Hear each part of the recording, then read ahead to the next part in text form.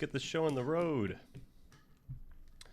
We are pretty much done, except for a hook. Yeah, that's the only thing I'm missing, I think, right now. Except we do want to go through these and make these slight changes before we get into talking through this stuff. It's not...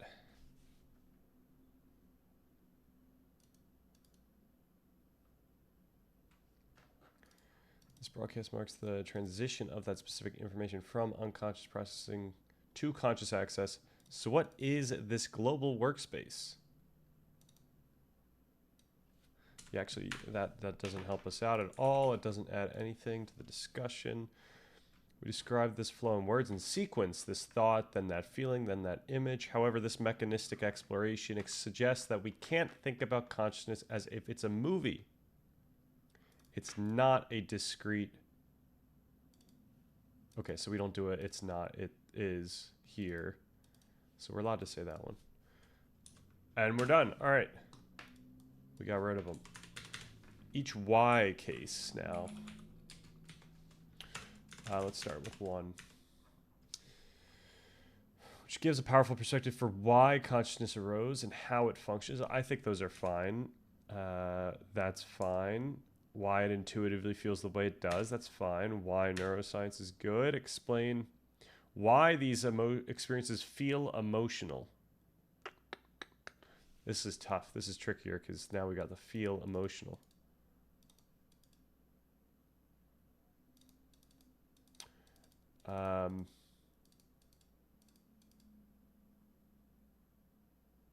We could say more emotional, particularly, oh man. These neural correlates, particularly involving alterations in the DMN and global brain connectivity, explain why these experiences feel especially emotional, overwhelming, and open, and thus why people would report. So those are fine. Those I think are good, but I think that was a good change. This is why I use the wording. Okay, that's a fine one. Which is why we need to tune the guitar. That's fine. The main point here, why we took all this time, is good. Why should we privilege? That's good. This is of course why this argument. That's fine. Science explains why it's difficult to intuit how consciousness arises, because it shows how our intuitions themselves are products of the system we're trying to explain. So that's also fine. Such as why the experience of red feels different from jealousy or the taste of cheese. That one was good. That said, perhaps it was necessary to build the argument for why that is the case is also fine. So we can take this off the board. So I think we can start with this. I want to ask the AI with the current updated version, given all that you know about the different frameworks of consciousness. So this is starting with this large, comprehensive paper toward a taxonomy of explanations and implications. So yeah, we've got all kinds of stuff. We got materialism theories, we got non-reductive physicalism, we got quantum theories, we got integrated information theory, we got panpsychism, monisms, dualisms, idealisms, anomalous and altered states theories, challenge theories. So yesterday, this gave me some pushback, probably because I asked. I need you to be unbiased and impartial and let the logic speak for itself. So I got pushback, but I did change some things since yesterday that I think would actually not allow the LLM to have those same arguments. So let's see. Overall, your script makes a very effective and logically coherent argument for its chosen perspective. Its primary strength lies in clearly defining its normative framework from the outset. It is not arguing for absolute ontological truth, but for the most plausible, promising, and useful path forward based on abductive reasoning, Within the defined framework, the argument is structured well. Clear normative framework. Right. We are making a reasoned bet on physicalism based on the mountain of existing evidence and what that existing evidence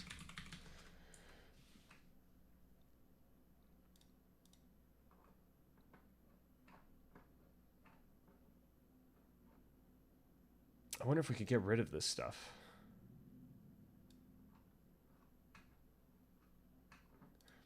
And what that evidence logically implies. Are we allowed to say that? So yeah, we're going to talk about this. We are going to talk about that. We're going to talk about that. So we can get rid of this. I think that's fine. We want this earlier part to be as short as possible. By framing this as a pragmatic and normative choice based on the standards of empirical science, you insulate the argument from needing to provide absolute metaphysical proof, right? Which every single argument's going to fail at. That's the whole point. That's the whole takeaway here. Addressing counter evidence proactively. The script astutely identifies that this is still glazing. That the strongest evidence for non-physicalist views often comes from empirical reports of profoundly spiritual or expansive experiences. The argument then provides a coherent mechanistic and physicalist explanation for why these experiences feel the way they do. This is a strong tactic as it explains the origin of the non-physicalist intuition from within the physicalist model. Right. Concrete mechanistic explanations. The script successfully moves from the why of consciousness to the how, filling the gap. Your use of global workspace theory provides a tangible, testable model for how information becomes consciously accessible. Bolstering this with the perturbational complexity index grounds the abstract theory in a practical clinical measure, making the concept of global integration concrete and falsifiable. Sophisticated handling of the gap. Your final argument for dissolving the gap is the script's logical high point. You argue that the hard problem feels mysterious because our introspection is itself a product of the very system it's trying to explain. Recursive self-modeling loop. This is an excellent articulation of a physicalist response to the meta problem of consciousness, the problem of why we think there's a problem. Right. Logical gaps and impartial counterarguments. While the script is internally consistent, and impartial analysis reveals logical vulnerabilities where proponents of other frameworks, as detailed in the Kuhn paper, would challenge your core premises. The central normative premise is circular. Your script's move is to disqualify non-physicalist intuitions like spirituality or a sense of a separate self as metaphysical bedrock because neuroscience can provide a plausible mechanistic explanation for them. Right, yeah, so let me see. I could probably make this argument. Can I effectively make the argument? At some point in this script, we do talk about how we do rely on the same intuitions and same conviction, which is supplied to us by our physical processes. We rely on the same stuff for our physicalist frameworks. Like we are just thinking up concepts, and they are similarly speculative. So this is where the later argument that we make is absolutely necessary. The counter argument from idealism. An idealist like Bernardo Kastrup would argue you have the causation backwards. He claims the brain is the image of conscious experience, not its cause. Therefore, of course, brain activity correlates with experience. It's what that experience looks like from the outside. Your argument assumes physicalism, brain causes mind, to prove that non-physicalist intuitions are unreliable. This is a logically circular starting point for anyone who doesn't already accept your premise.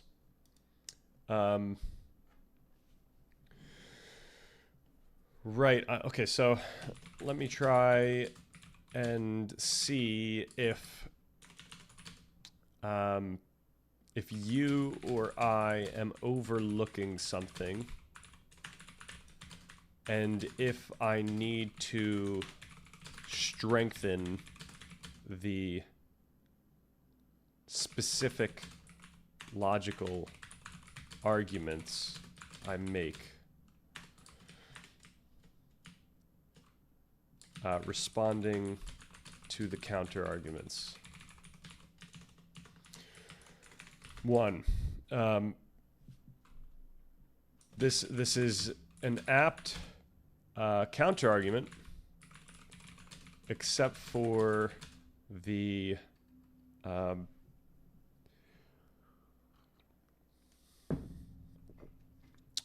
point I make later in this script.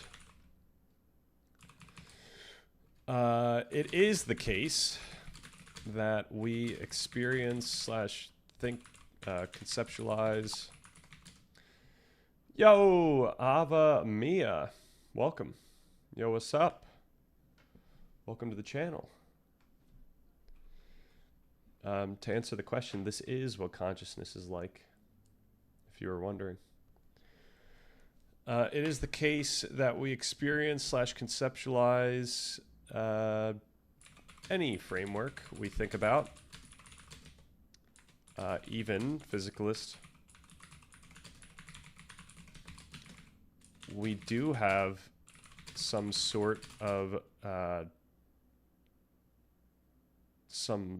paradox where we rely on our physicalist framework to make sense of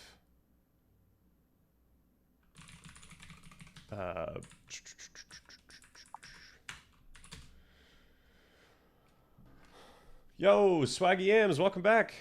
Popping in for a few minutes. Yeah, I guess just an update. We've been slowly working through this script, and it's pretty close to being ready. Other than the fact that I'm just gonna probably give it like a really good run through, make sure that everything is as concise as it possibly could be, that there aren't things I'm missing, etc. The huge. And then I will be free of this task, and we can chill on this channel again. I've been stun locked on consciousness for almost a month now, so I'll be excited to get back to the practical stuff.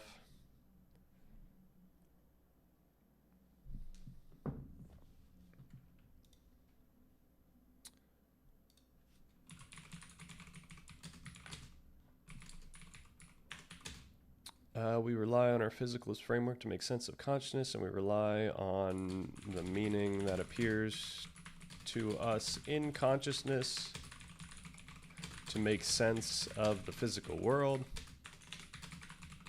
At some point, we have to leverage the concepts, the contingent concepts that appear to us. So I make the case that we ought to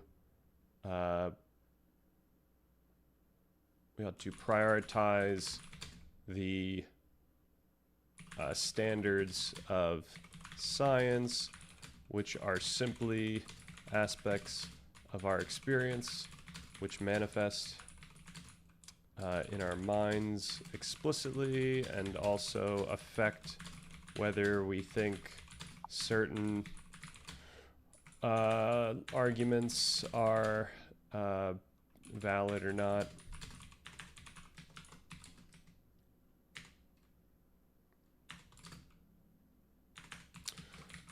What's missing is certainly the argument for why we should care about the standards of science.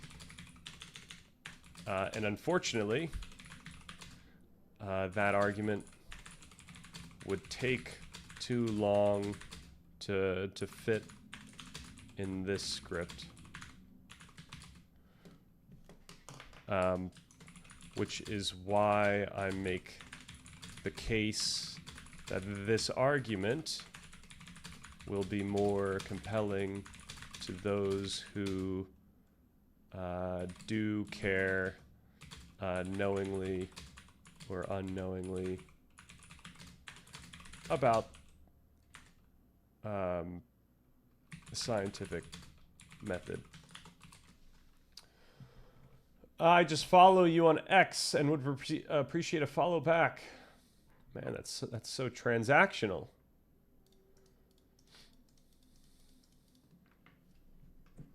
I do appreciate the follow, though.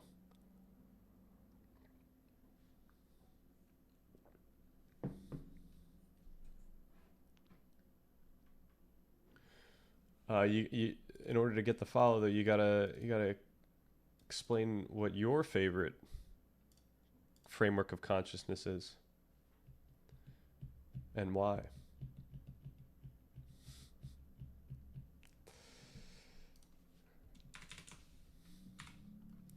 Okay. Oh, shoot. All right.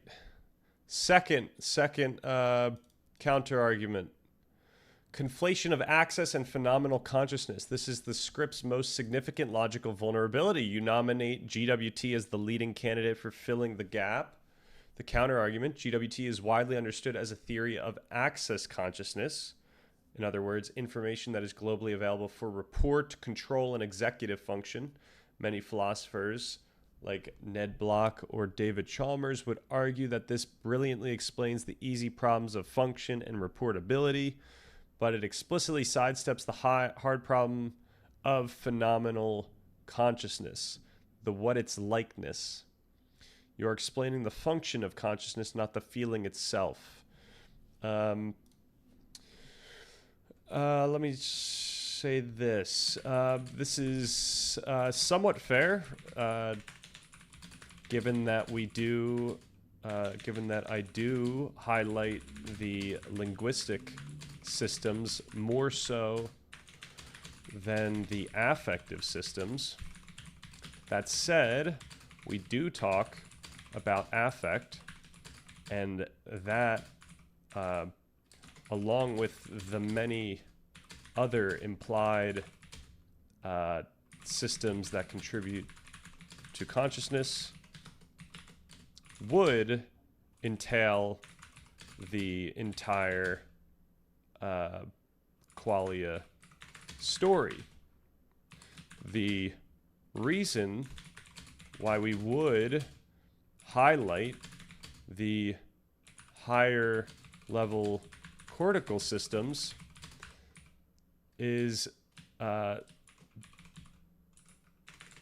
specifically because the only way to make sense of qualia is through these systems. So, given that we are challenging the, actually pointing out the ontological basis of all the meaning that we experience, along with the feelings of certainty and conviction with which we experience them, I think we have this basis covered. Perhaps just not clearly, not as clearly as we could. You're explaining the function of consciousness, not the feeling itself. A non-physicalist would simply say, I agree with your entire GWT explanation. That's the mechanism the brain uses to process phenomenal experience, but it's not the source of it. Right. We're making like a pretty nuanced argument where we're looking at the implications of what this system entails. Oh no. What could I say that stops this automatic behavior here? Is this a bot? Do I have to say yes, I will, and then it'll stop? I don't know.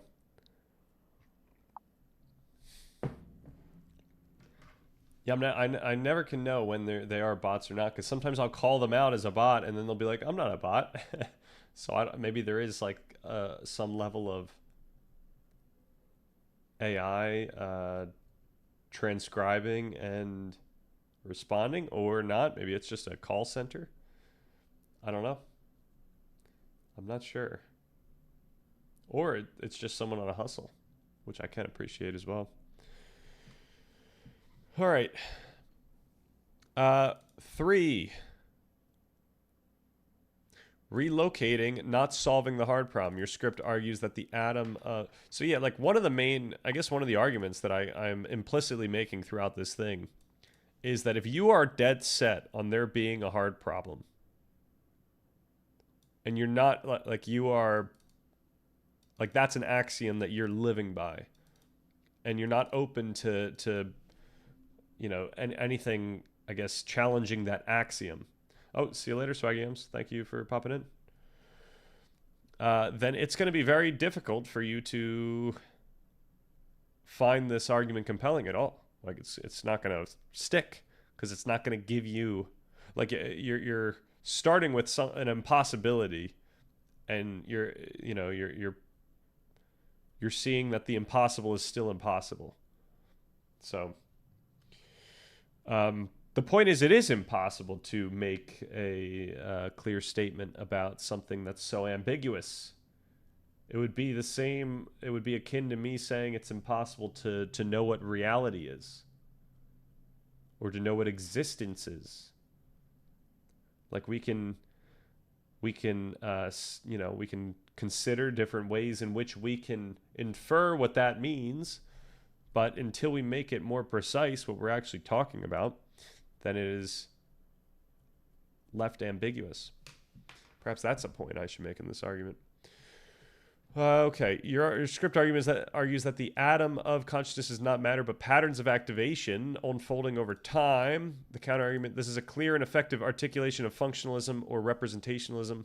However, this doesn't solve the hard problem; it relocates it. The question simply becomes: why and how does a pattern of information processing feel like something? This isn't. Why isn't it just a dark computation? A dark computation. All right. Just because they said that, we now have a... the point is that there is no... there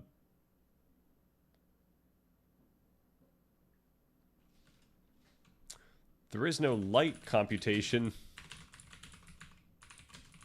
without the underlying neural activity, and likewise, there is no dark computation when that activity is there. That's what the lesion studies show us. So we arrive at the idea that the information is consciousness. To say that consciousness emerges in this sense is not to separate it as some other thing that grew out of the neural processing. To say that consciousness emerges in this sense is not to separate it, but to highlight how contingent our understanding slash expectation is. Let me try to figure out if this is the right way I should say this. To say that consciousness emerges in this sense is not to separate it, as some other thing that grew out of the neural processing, but to highlight how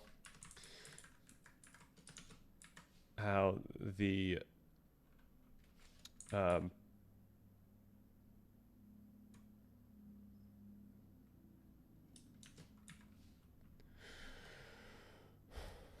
but to connect it to that very activity directly. Now, this is rather unintuitive.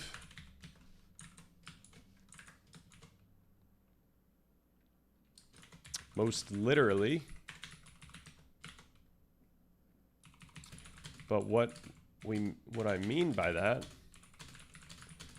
is that it simply doesn't align with or help resolve our culturally contingent presuppositions about how consciousness ought to be, or how it ought to be in relation to the physical world. How it ought to be,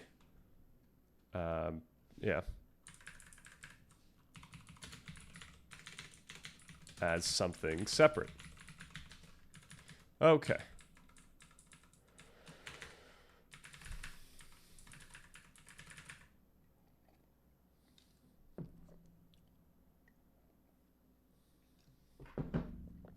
I think there's no way of doing this without getting these types of arguments. So, I mean, I guess it is good that I can, continue the argument.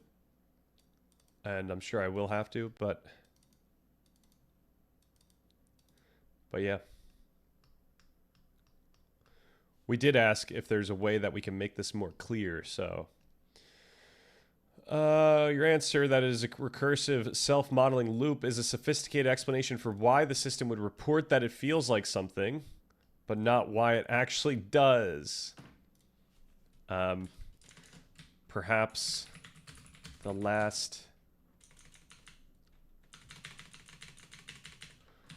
The thing to flag is...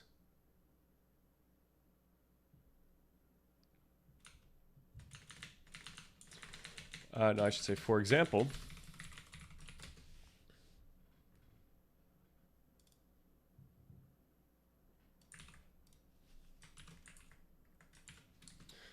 misses the point.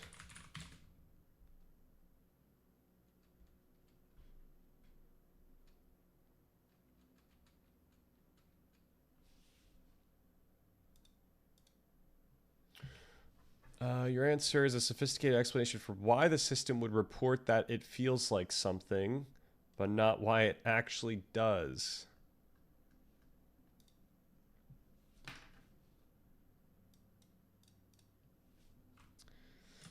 The argument is that the being that reports that it feels...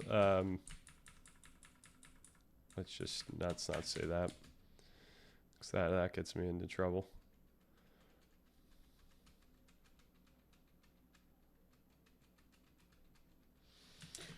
The being that reports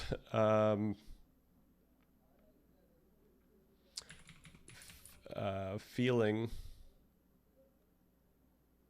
reports that it feels like something.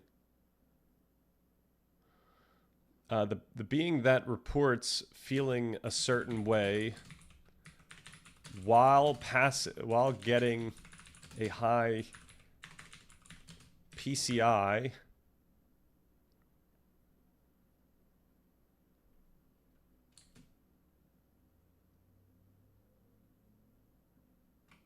what am I even trying to say?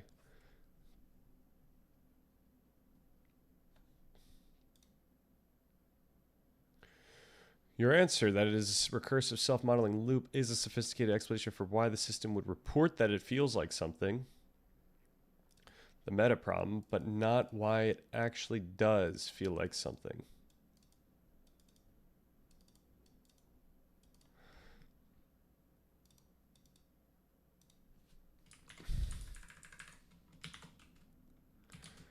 The being that reports feeling a certain way does so because it feels like it actually does feel a certain way.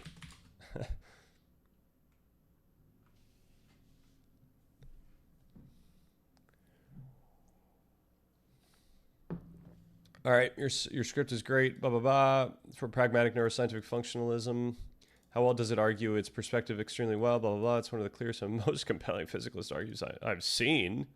Effectively weaving together homeostasis, GWT, and the meta problem into a single coherent narrative. Is it an impartial logical refutation? No. Its core strength, grounding itself in the standards of science, is also its core logical weakness. It presupposes a physicalist causal framework to invalidate the very intuitions that all non-physicalist frameworks are built upon. Right, so I think you'd have to get rid of what's the baby bathwater saying? What does this mean? Don't throw the baby out with the bathwater, which means to not discard something valuable along with something. Okay, that's not what we're looking for.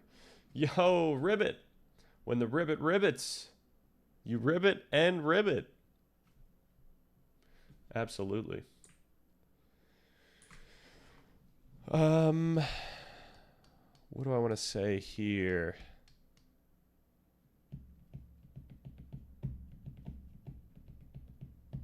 Presupposes a physicalist causal framework to invalidate the very intuitions that all non-physicalist frameworks are built upon. Yeah, I feel like the point is if you start with the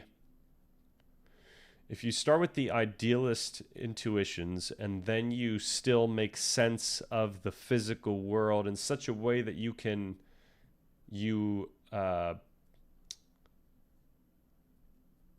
find the logic in the scientific method, then you've now created a contradiction for yourself.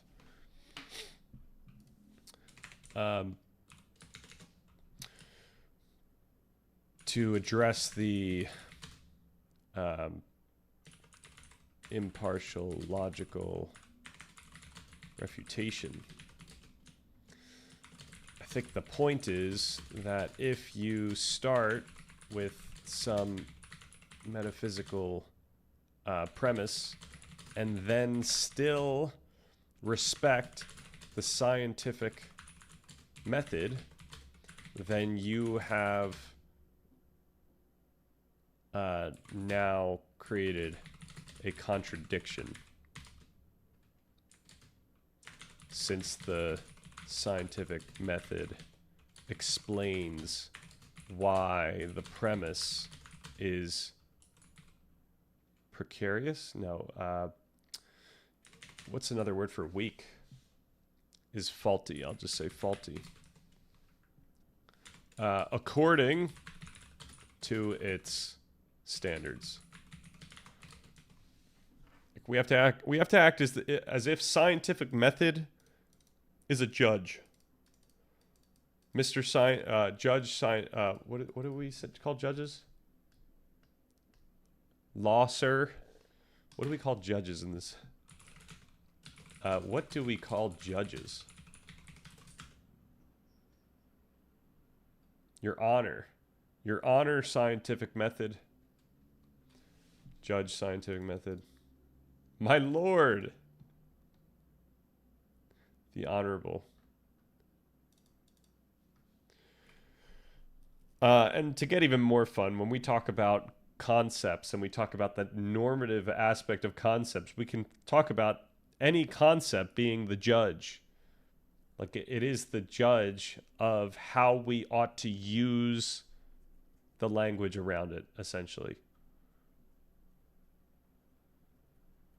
Like a concept is constituted by the very rules of its use. Like that's what that's what a concept is made out of. It's made out of these rules. I mean, that's what this is a way that we can think about it. Granted, or not granted. Once again, we always can just ground this back into like what's really going on, which is like, you know, memory systems, conditioning, etc. But when we conceptualize these things, we can think about them in that way. And then one of the points that we make in the document is that the normative side here has priority over the semantic side. Like it's more close to home when to talk about these things in a normative way rather than this is true, this is the way it is. Because really what's happening is, you know, it's like pragmatic playing out in life. So okay, let's do this. Let's see what happens, and then let's try to get whatever I said yesterday out of that transcript. And then I think I'm just going to read through some of these parts because I did work on it today. I got a lot done, so it should sound nicer, at least to me. But we'll see. We'll see how we can do. So yeah, I did ask. Let me try and see if you or what? Oh, I said R. What is going on? We got to stop. We got to stop it. We got to redo it. If you are I. We need to make sure that the prompt is absolutely what we're looking for. Let me try and see if you or I am overlooking something, and if I need to strengthen the specific logical arguments I make.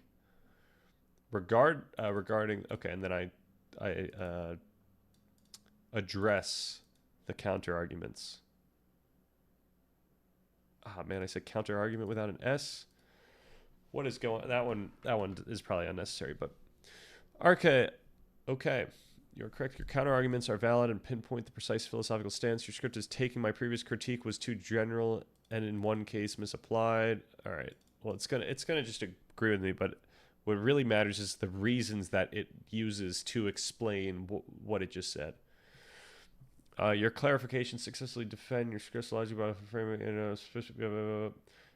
as a specific coherent brand of physicalism. So yeah, what we really need to figure out is, do we actually do we go by physicalism?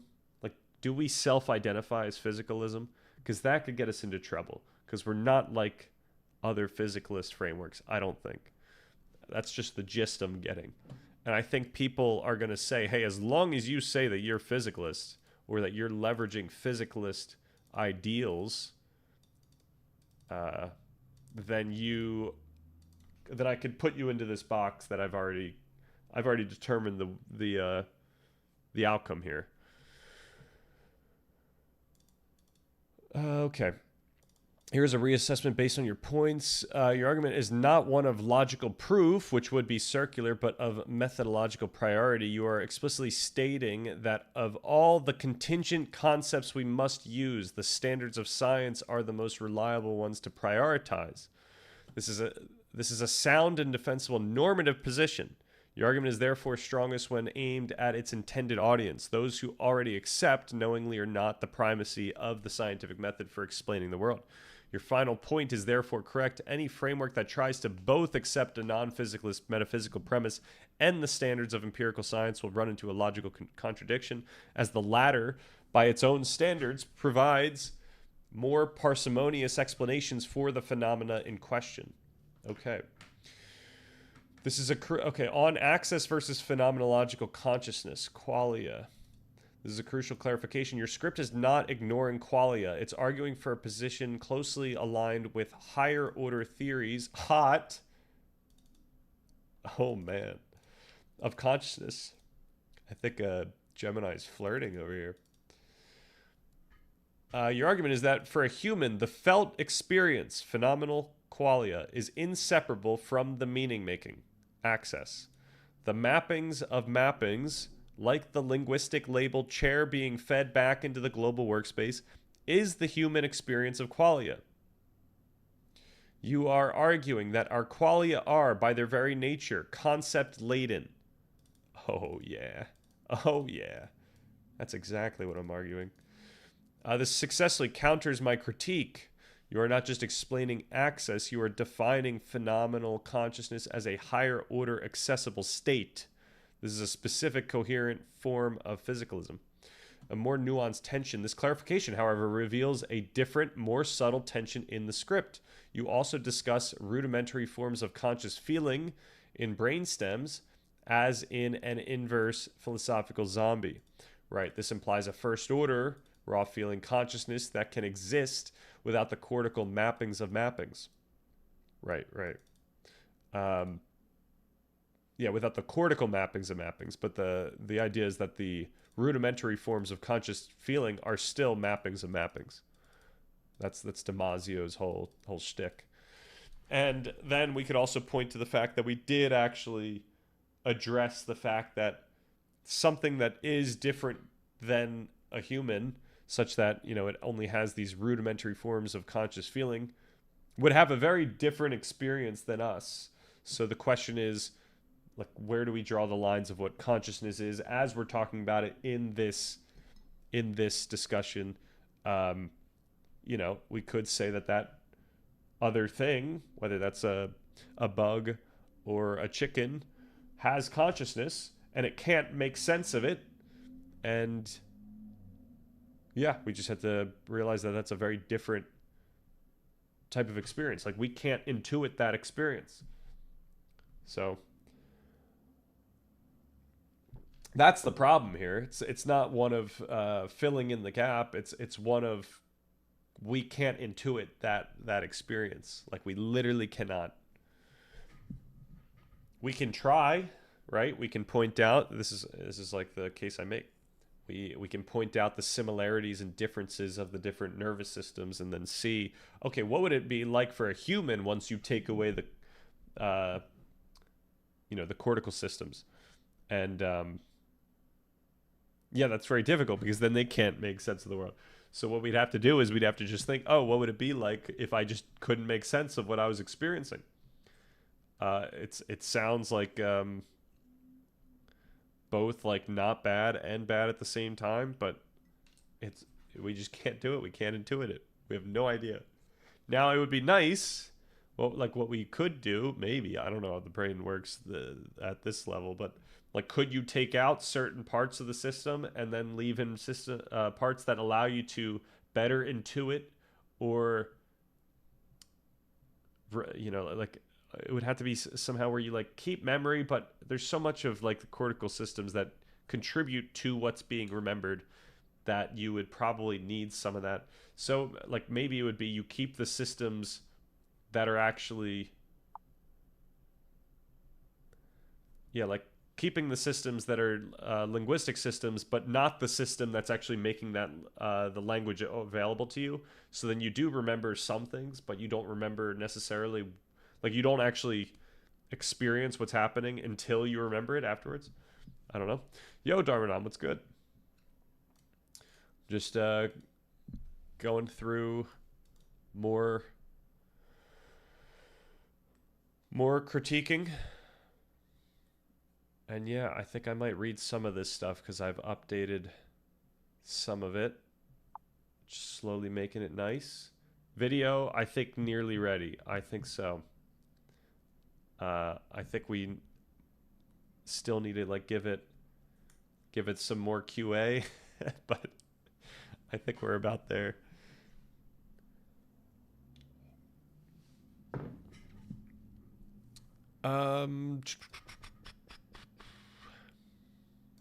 Yeah, right. Like, this is talking about two different, like, levels of consciousness that. Yep. But it means the script is arguing that the hard problem changes depending on which level of brain you're talking about. Absolutely. It would. It would be a different problem. On feeling versus... But the issue is that, like, the hard problem's conviction is linked to the particularly human level consciousness. Like, even though we can try to say like, oh, the hard problem applies to a chicken, it's like the conviction we have when we say the hard problem is like a real problem and it's logical and stuff like that. Like, that's requiring these human parts of the brain that allow us to intuit that something could have consciousness. Like, this is the challenge. All right, on feeling versus report identity. I frame your argument as an illusionist one, like Dennett's, where the report of feeling is all there is. Your clarification confirms you are not an illusionist. You are a type B materialist or mind-brain identity theorist. Your argument is the specific coordinated neural activity is the feeling. They are one and the same. The lesion studies show that when you remove that activity, the feeling and the ability to report it are both gone. Therefore, the system reports it because it actually feels it. The feeling is the identical physical process. But, like, what does it mean to report something because it actually feels it? That's the tricky part. It's like, it doesn't matter what it means for the reporter to like what it means for the reporter to feel it. It feels like it feels that it feels it. Like, it's that second level, like the self-consciousness aspect. It needs to be able to self-consciously think that it's feeling it. So you could still go illusionist in that regard. It really doesn't matter if it like what it means for someone to actually feel consciousness.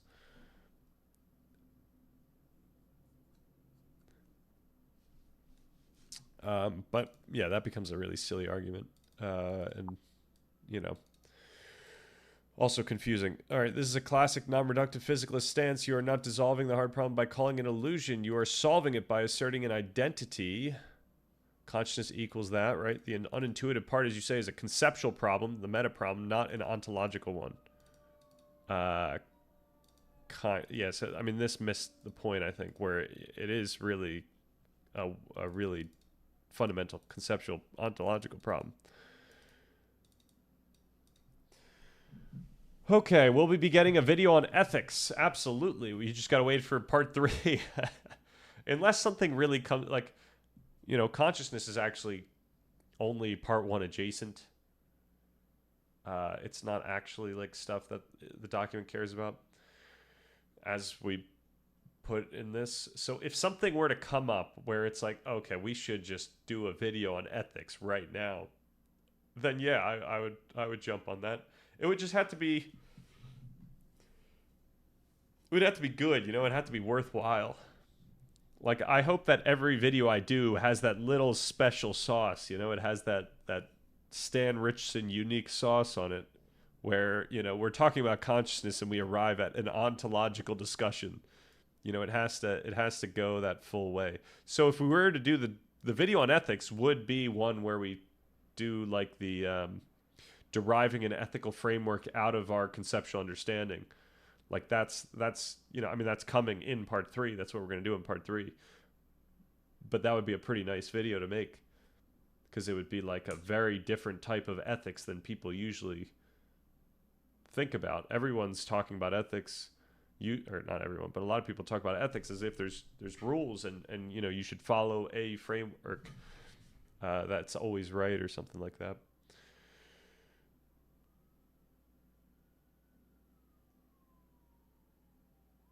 So yeah, we're gonna have to think through that a lot, though, because ethics is particularly controversial. I don't want to stick my head out too much. I'm becoming more of an ethical objectivist.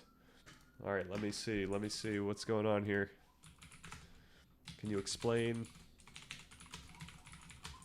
how time zones work? Okay.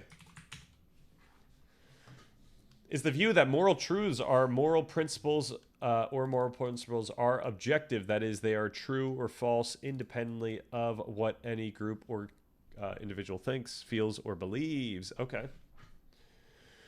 Yeah, I mean, that is fair.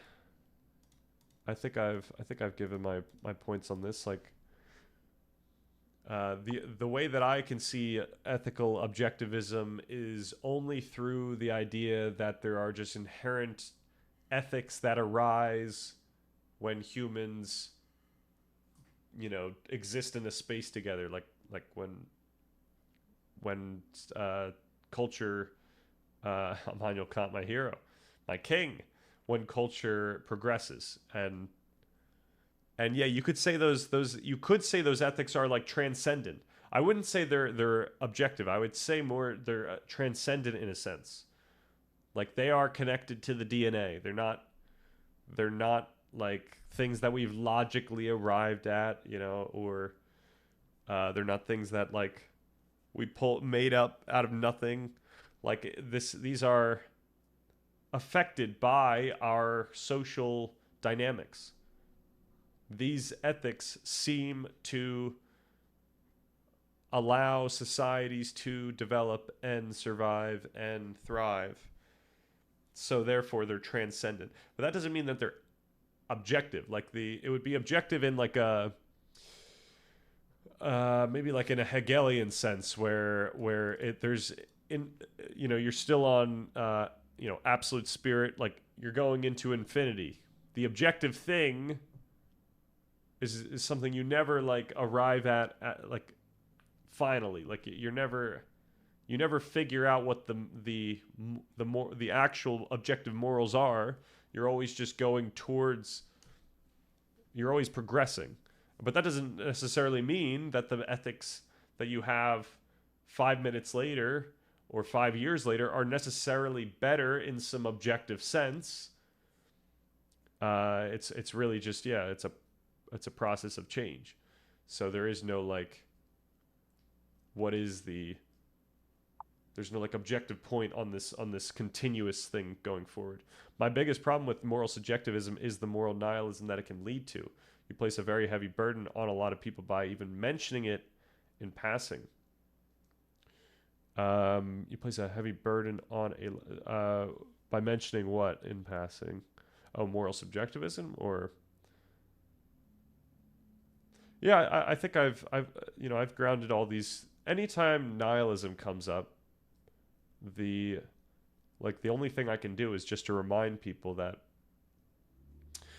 what you experience, what you feel, is not entirely up to you. Like your brain and body will make you feel certain ways given the certain situation, given the certain stimuli, internal and external. Yeah, this is why you can't, we talked about crime and punishment. This is why you can't do things and get away with it as far as your brain is concerned. So, but the point is that what is affecting you, what is affecting whether you feel like you're doing something moral or immoral is partly contingent on the culture.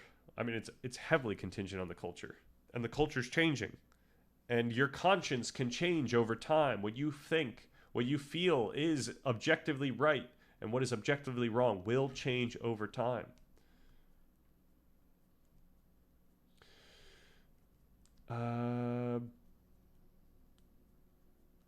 My biggest problem with moral subjectivism is the moral. Okay. Then there's the I'm an egoist, but okay, I don't remember egoist again. Oh, I gotta remember these things. I don't know if it's gonna be embarrassing or endearing if I'm like in a discussion with someone really big and they're like, they bring up something like, thank goodness I know idealism now, but they'll bring up some concept in philosophy and I'll just be like, what does that mean? Like, I just don't know. I don't know the what's it called, the taxonomy of philosophy. Well, I appreciate you saying that, Onion Helmet. And also, maybe it shows a little humility. And also it allows, it's like asking a favor of someone if I ask it right.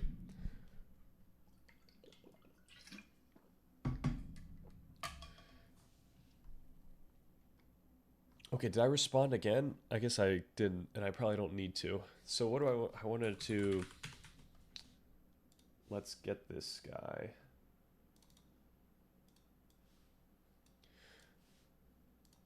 In this stream, I mentioned that I wanted to add something to the script I'm working on. And okay, but I didn't want to do it. Oh. I mentioned that I said something that I wanted to add to the script I'm working on, but I didn't want to think it all through again. Can you find what I said?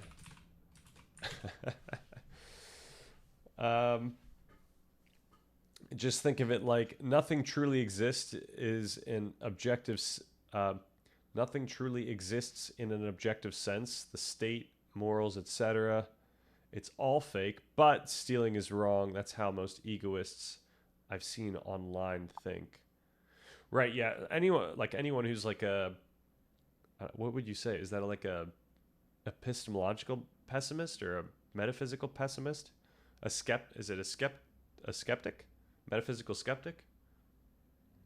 It's the philosophy of Max Stirner. Yeah, this is the issue with the ambiguity of the word exists. Nothing truly exists in an objective sense might make you think that there's no meaning that is directing your experience. And there's no meaning that, you can notice and leverage and, as far as our document's concerned, leverage for your own sake. So once you've got like an ambiguous statement like nothing truly exists in an objective sense, then you can start inferring different things from that. You can infer different ways to go about that, and you you imply things that, or you find implications that ought not be there. Ludwig Wittgenstein is once again correct. Absolutely. Yeah, I'm assuming that I pretty much agree with like 98% of Wittgenstein. That's just my assumption. I haven't read a lick, but that's what I'm thinking. Okay, yes, I found the moment you were referring to. You were discussing the two paths for addressing the hard problem of consciousness, filling the gap versus dissolving the gap. You provided a spontaneous explanation for how to conceptually dissolve the gap, and then immediately noted that you should add that specific explanation to the script. Here is the explanation you wanted to capture. Imagine that half of the story of you right now thinking about the hard problem is what you believe to be semantically true. And I'm trying to tell you that half of the hard problem is actually the feeling of certainty that you feel when you think that the hard problem is true. Parts of your brain are actually making you have that feeling that the hard problem is something that's true. And so what we're really looking for is abstractions that make it so that when you think about the hard problem, you think, oh, it's fixed, or it doesn't matter anymore. It's not as if the hard problem is some external thing that we are filling in the gap for. Awesome. Awesome. So let me see if I could do this. Can we just save work? Okay, can you find where... can you identify where in the script I should place something like this? And then can you write a more clean version of what I said, making sure that it is at least, if not more, clear?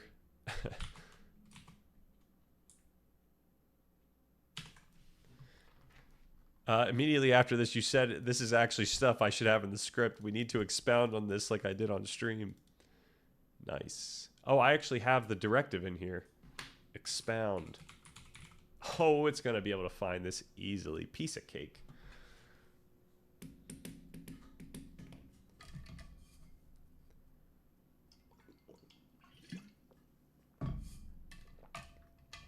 Man, if I didn't have a language model, I think we'd be still stuck on like the first half of part 1. I think we'd be so far behind. Okay. Based on your quest, the perfect place to insert this idea is in the pragmatically dealing with the problem section of your script. You have a placeholder that reads, let's expound on this. Oh, I don't want to do a, what does it mean? This would be kind of out.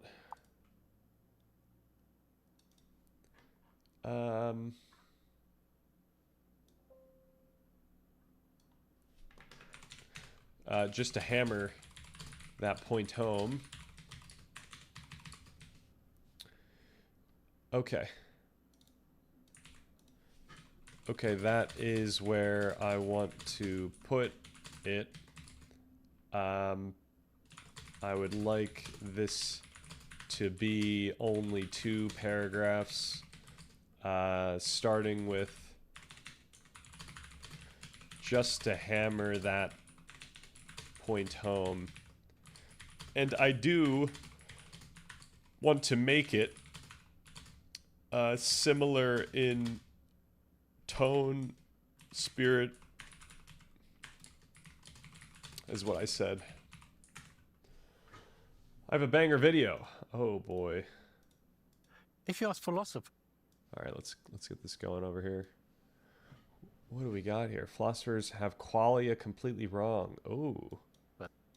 If you ask philosophers, when I say I've got the subjective experience of little pink elephants floating in front of me, they'll say, and you say, where are those little pink elephants? They say they're in your mind. And you say, well, what are they made of? And philosophers will tell you they're made of qualia. They're made of pink qualia, and elephant qualia, and floating qualia, and not that big qualia, and right way up qualia, all stuck together with qualia glue. That's what many philosophers think. It's always funnier, like, it's always funnier when someone that's older is talking about philosophy in this type of way, like with such high conviction. Like when I'm saying this stuff, it probably comes off pretty, you know, flat. But like, just you wait until I'm old and I've got a beard and I've shaved my head at this point. Like, it's gonna be some funny stuff. And that's because they made a linguistic mistake. Yes. They think the words experience of work like the words photograph of. If I say I've got a photograph of little pink elephants, you can very reasonably ask, well, where is the photograph? And what's the photograph made of? And people think that if I say I have an experience of little pink elephants, you can ask, well, where is the experience? Well, it's in my mind. And what's it made of? It's made of qualia.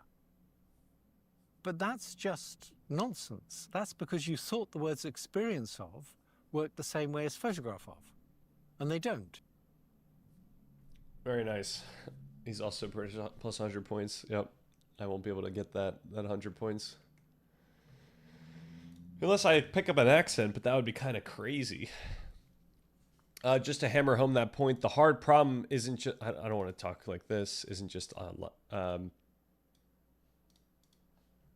what did I say? What was my saying? Just to hammer this home... that point home. Just to hammer this point home.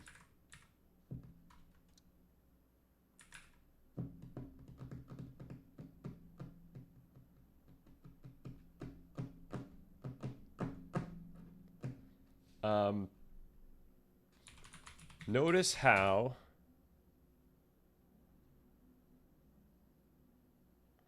the experience... You know what? Can I just start with this? Can I just do this? Can I? This is crazy lazy.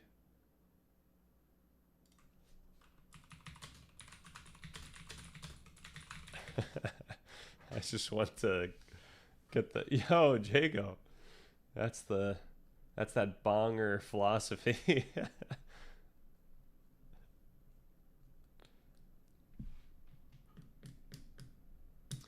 Yeah, like so much of this stuff comes down to like linguistics, but the linguistics fall short of the full physicalist view where these thoughts that we're having, which we think are just the like linguistic perspectives, are imbued with a lot of affect. They're imbued with the feelings that these things are right, or that these things are wrong, or that these things are significant for some reason, and whatnot.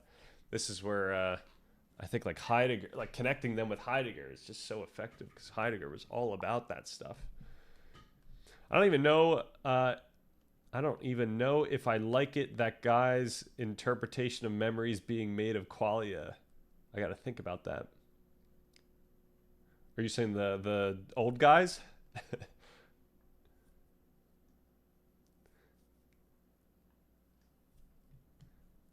Like, and are you saying from that video?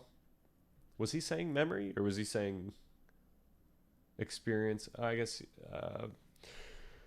Yeah, I mean, the thing that we point out even in this video or in this script is that like memory comes down, it always comes down to the current experience. Like memory isn't,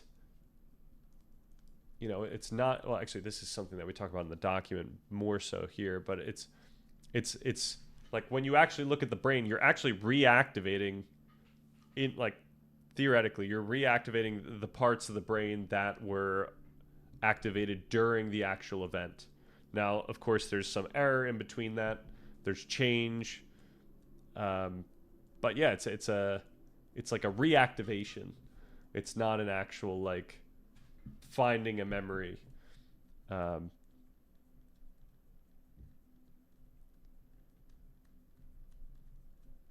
So yeah, like it would just it would result in yeah, the bonger dude. Yeah, it would result in an experience. Like it's always about the experience in the moment. Okay, notice how the experience of the hard problem isn't. Oh my gosh, and it's still going in this direction. It's because we've let it have this. Maybe I should just write this and then send it back.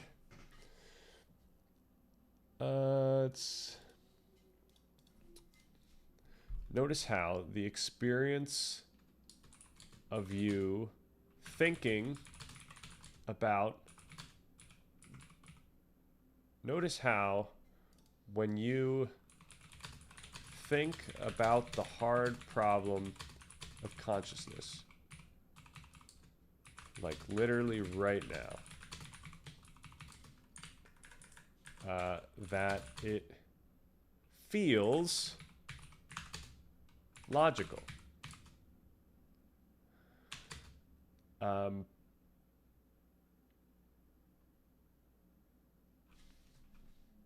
You feel like it's mysterious. You feel a sense of certainty that the gap is real and unbridgeable. But that feeling of certainty is itself a product of our brain's interpretive processes, just like any other feeling.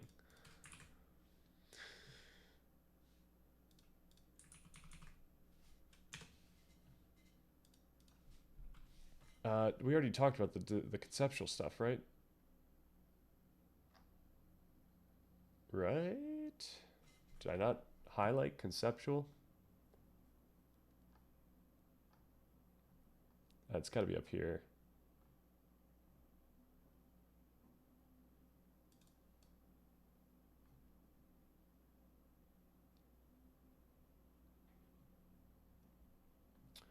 I don't know. I don't remember. Conceptual. In each case, we're looking for a conceptual solution. Oh, this is literally what just happened. Oh my gosh, I'm going crazy.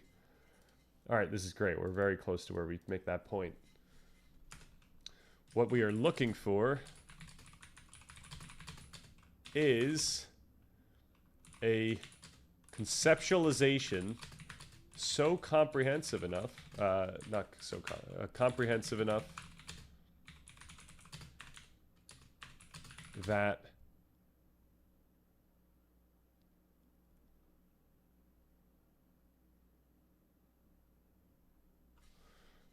that that the relationship between mechanism and experience no longer feels mysterious or paradoxical.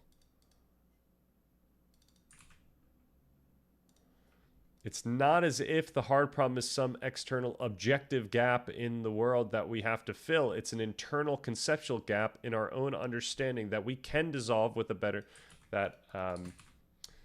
we can't say this last part. It's an internal conceptual gap in our own understanding that can change as we learn more. Something like that.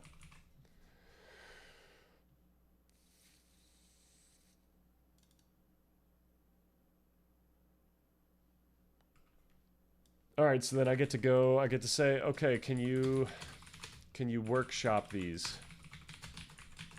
This is how I work. Yo, Daniel End. Standable the Mandible. Very nice. Wait, did I do that one already? It's a good question. We're going to have to keep a log. Actually, it would be funny. We should come up with a list. So, okay, what I'm thinking that we do once I'm done with this video and I'm free from consciousness land is that we get up to date with all of our stream scripts.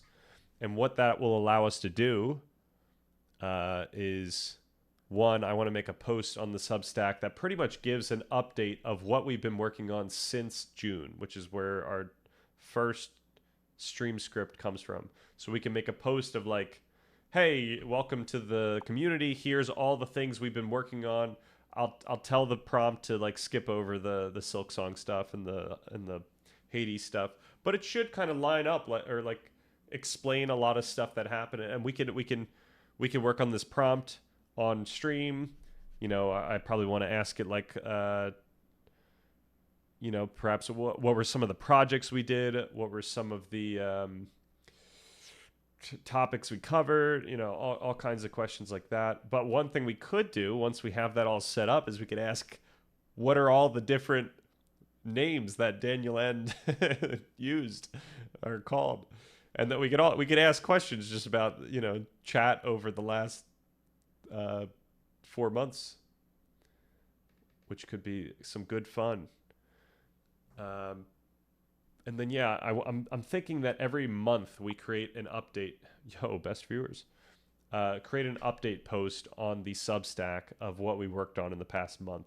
I think that's probably a good cadence for the casual follower of this community. Given that we are putting like the high quality stuff, quote unquote, like our script, our video scripts.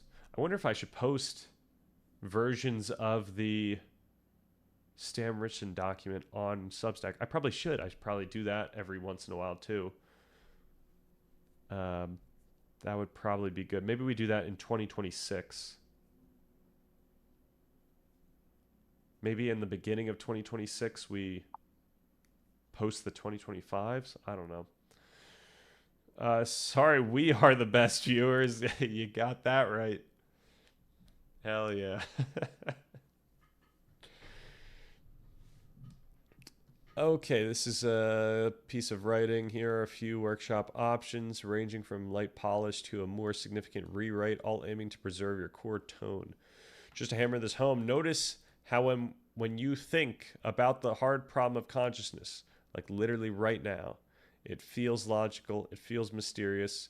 You feel a powerful sense of certainty that the gap is real and unbridgeable.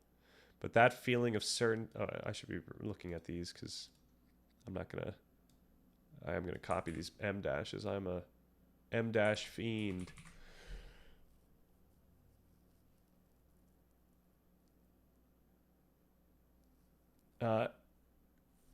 Okay, this is nicer though. It feels mysterious. You feel a powerful. Okay.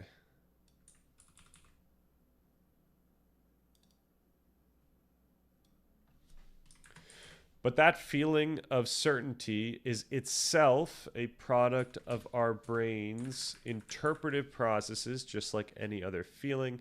What we are looking for is a conceptualization comprehensive enough that the relationship between mechanism and experience no longer feels mysterious or paradoxical.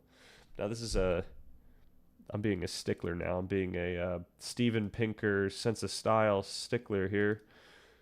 But this doesn't flow really nicely. What we were looking for is a conceptualization comprehensive enough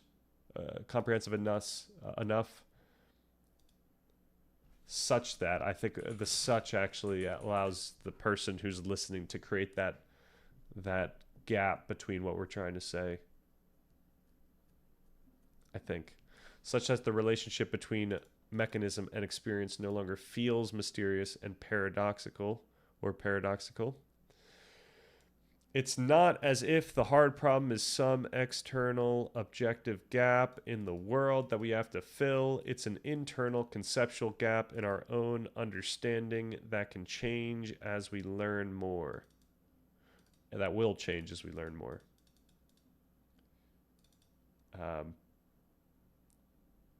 The question is, do we want to stress that it will change? Like, should we try to make that point right now?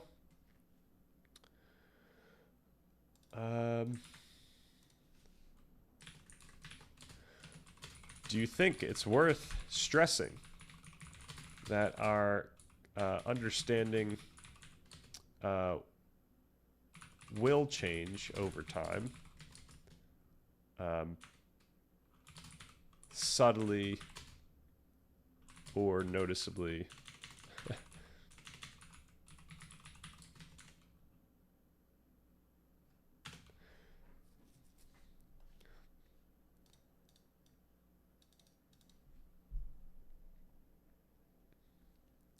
But yeah, the idea here is that by adding in the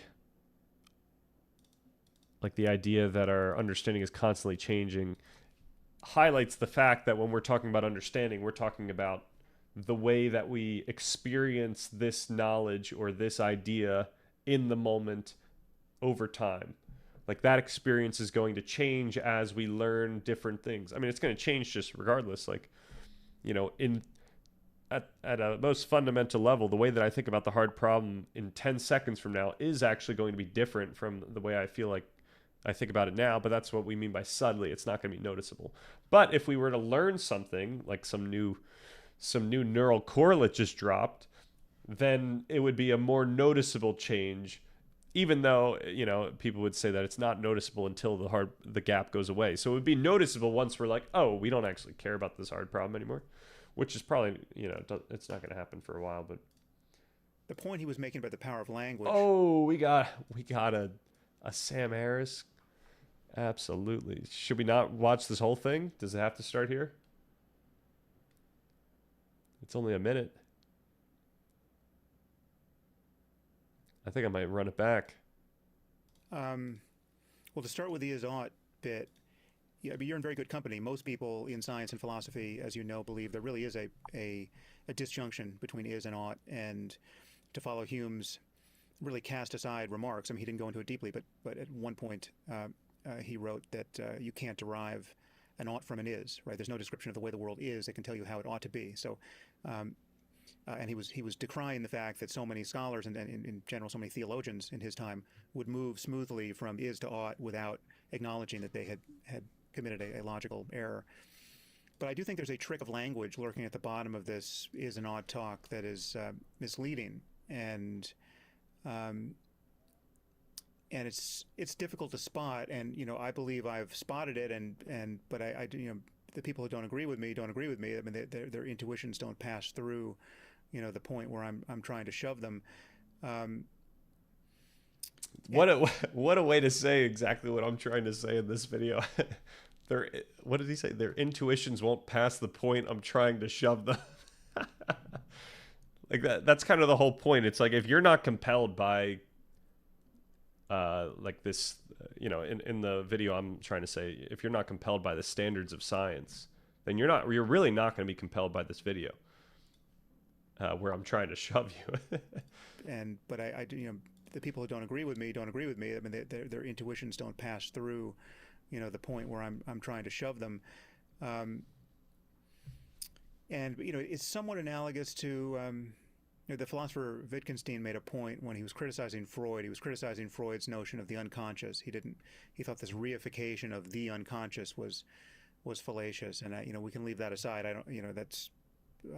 I'm not sure I agree with him there, but the point he was making about the power of language was interesting. He said, imagine if instead of saying I saw nobody in the room, we said I saw Mr. Nobody in the room. Imagine a language that forced us to say I saw Mr. Nobody, right? Just imagine what confusion would be born of that convention of language. That's something he said in his, I think it was in the Blue Book. All right, I don't think I was following. Nobody in the room. And if instead of saying I saw nobody in the room, I saw this. Okay.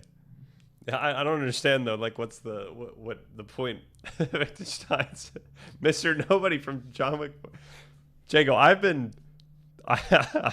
to admit, I've been watching John Wick clips. YouTube's got me.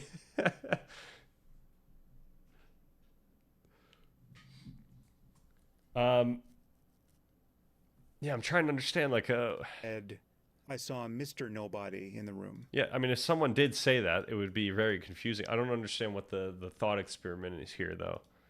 Like, how do you change the standards without changing the intuition or the intuitive feeling behind the standards? There must be more to it. If it was a convention, it wouldn't introduce confusion. Yes, exactly right. Yeah, so it's like, how do you switch the convention without switching the yeah. But I'm sure, you know what, we should find this. I'm gonna steal. I don't want to have to type out Wittgenstein right now. How long ago was that? There we go, I got it. What did Wittgenstein mean with his Mr. Nobody spiel? All right, sometimes called his Mr. Nobody. No way it's called this ever. Wittgenstein's Mr. Nobody remarks, sometimes called his Mr. Nobody spiel, comes up in his later philosophy, especially in discussions about the grammar of psychological and epistemic statements. I think, I know, I feel, etc. The phrase Mr. Nobody is not a single fixed passage, but a recurring idea he used to expose a particular kind of philosophical confusion. The context, private language, and the subject. In his later period, Blue and Brown books, Sam got that right, Wittgenstein was dismantling the idea that there's a mysterious inner subject or private observer behind experience, the Cartesian I, the self as an entity that perceives and knows. He pointed out that philosophers often treat the word I as if it refers to a peculiar inner person who thinks, feels, and decides. That's what he called a mistake of grammar, confusing the use of I with the name of a person. I think I see where this is going. To dramatize this confusion, Wittgenstein suggested imagining that when someone says, I think, that they're really saying, what they're really saying could be paraphrased as Mr. Nobody thinks. That is, if you try to treat I as the name of some mysterious inner agent distinct from the ordinary public person, you end up with absurdity, an agent who isn't anyone at all, not even the speaker. Mr. Nobody is a way of showing that this reified inner self is an empty abstraction. Yeah, I guess this is one way of going about it. The philosophical point, Wittgenstein's target was the Cartesian picture of the self, the idea that thought must have a subject distinct from the body and that this subject could be known purely from the inside. He thought this was a product of misunderstanding our own linguistic practices. In ordinary life, saying I'm in pain or I think it will rain doesn't report on an inner object or inner subject. These expressions are part of our language games. ways of expressing or asserting something, not pointing to hidden entities. Fair enough. Is this real? Are you referring to what I just read, or? Oh my gosh. I can point you to the relevant passages. Philosophical Investigations, chapter 406, and Blue Book. Wait, is this chapter 406, or is this?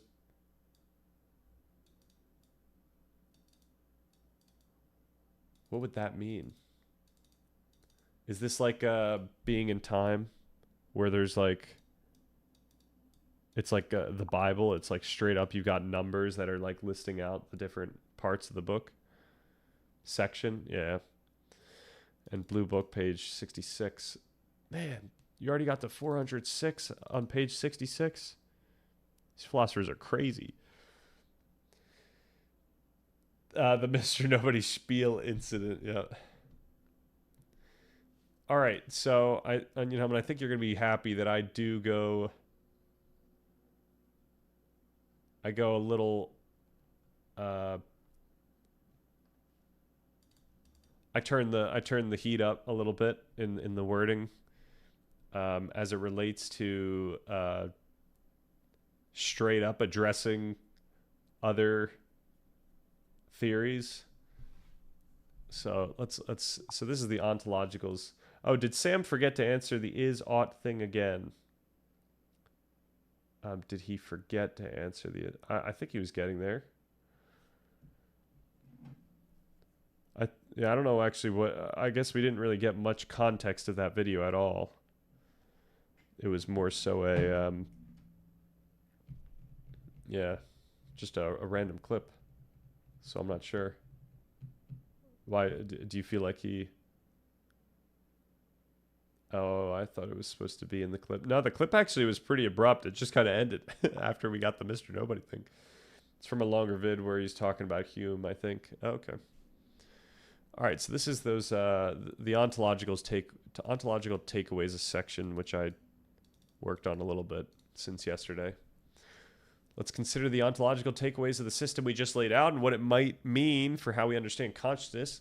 Most profoundly, our physicalist picture implies. So, I'm curious if we should self-identify as physicalist, because I think that might get us in trouble.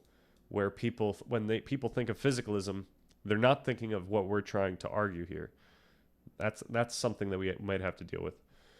Our physicalist picture implies that even our experience of meaning is a product of this integrated yet distributed system. Regardless of whether the essence of consciousness, whatever that could mean, comes from neural activity or some unaccounted for ingredient, as long as it does not contradict the functional mechanisms of the brain, it does not affect the contents of our conscious experience. In other words, even if consciousness had a hidden dimension, its expression would still depend on the brain's physical organization. We often call these neural patterns correlates because we can't yet describe the full physical mechanism, but we do understand how physical mechanisms functionally cause aspects of subjective experience. When we stimulate the brain's fear circuits, we would say that the action causes the experience of fear rather than merely correlates with it. Thus, we can say that the meaning we experience, explicit or acted out, is functionally caused by the coordination of our memory, salience, affective, and autonomic systems. Introspection itself is a product within the workspace. Our linguistic, affective, and conceptual systems contribute to interpretations of external and internal stimuli, as well as consciousness itself. The result is fundamentally subjective, even though, as we mentioned, our experience of the world feels certain. This reveals that what phenomenology explores is already a translated interpretive construct, a product of the very mechanisms it tries to describe.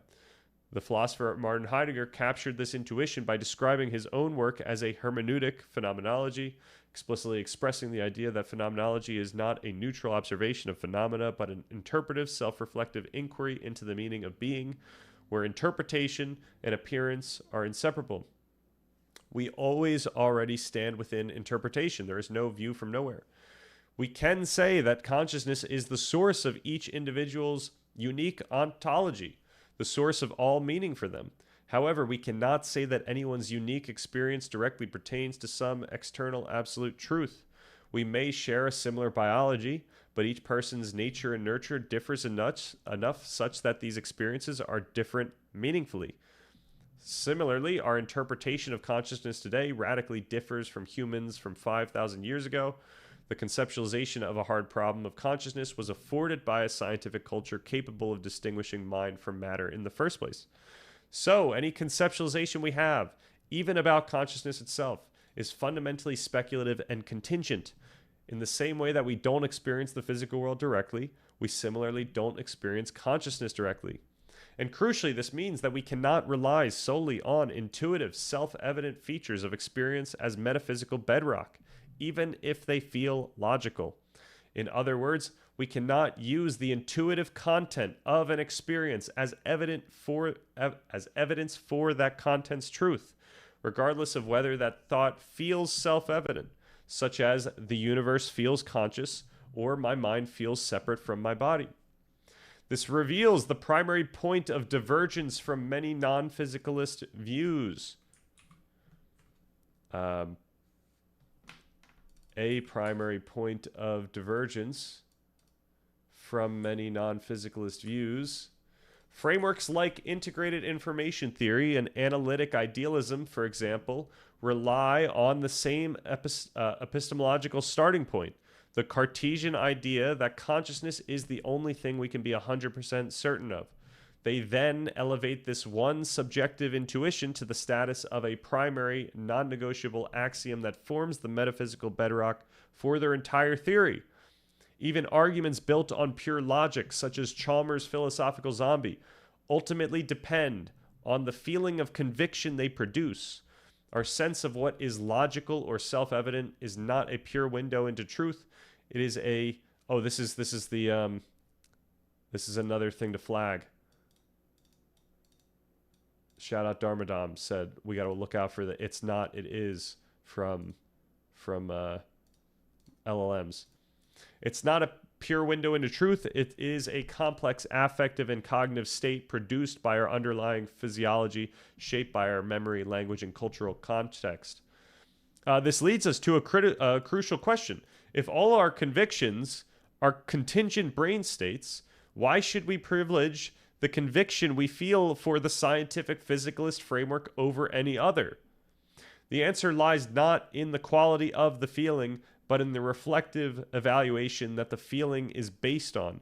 We have, as a culture, developed a set of deontic standards, a powerful heuristic we call the scientific method. When we evaluate a scientific framework, our conviction arises from a process of checking it against these internalized standards. For those who have deeply internalized these standards, the understanding that a framework aligns with evidence and rigor simply and automatically shapes the resulting feeling of conviction. The framework's adherence to these standards is what earns our conviction. This is, of course, why this argument is most compelling to those who recognize or who have already internalized these standards. For them, scientific rigor is an implicit prerequisite for any argument to intuitively feel right. Ultimately, our frameworks must remain accountable to evidence and predictive success, even if they are fundamentally interpretive constructions. The scientific picture of consciousness may still be incomplete, but its strength lies in being corrigible, empirical, and open to revision, rather than resting on what merely feels self-evident. If someone wanted to prove that the physicalist framework is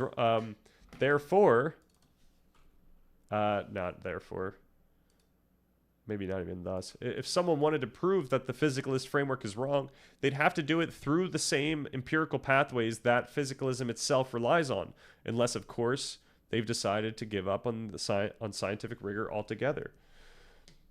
All right, I needed to get through it all just so that we didn't have half of the argument there.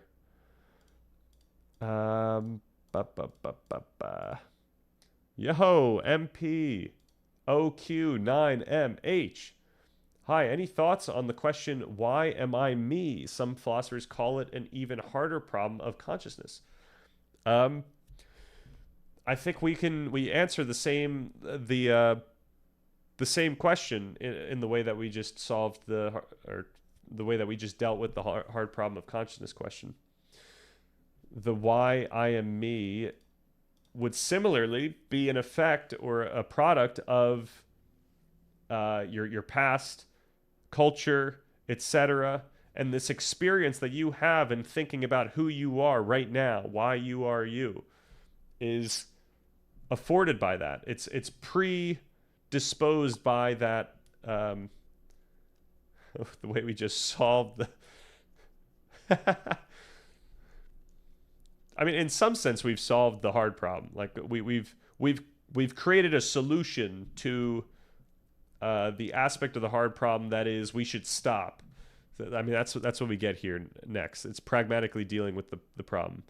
But so yeah, what you experience is something that is very much you could think about it as affected by our culture. The fact that like I am a thing or I am a person and I have these attributes. I can do certain things. Like these are things that I learned. And then also we can say that this experience is one that was contingent on our biology. Like so in the document we discuss this idea of predisposition, like all the things that we could say predisposes us to experience the world in the certain way we do right now. And yeah, we go in a bunch of different directions. It's coming up where we have to do that reading next on the channel. We have to what is it called? The Shaping of Experience. It's the one title that I think we should the one major section title that we probably should update, because it's a little ambiguous. Experience in the moment is pretty apt, I think, but once we get to the shaping of experience, then yeah, it's a little bit different.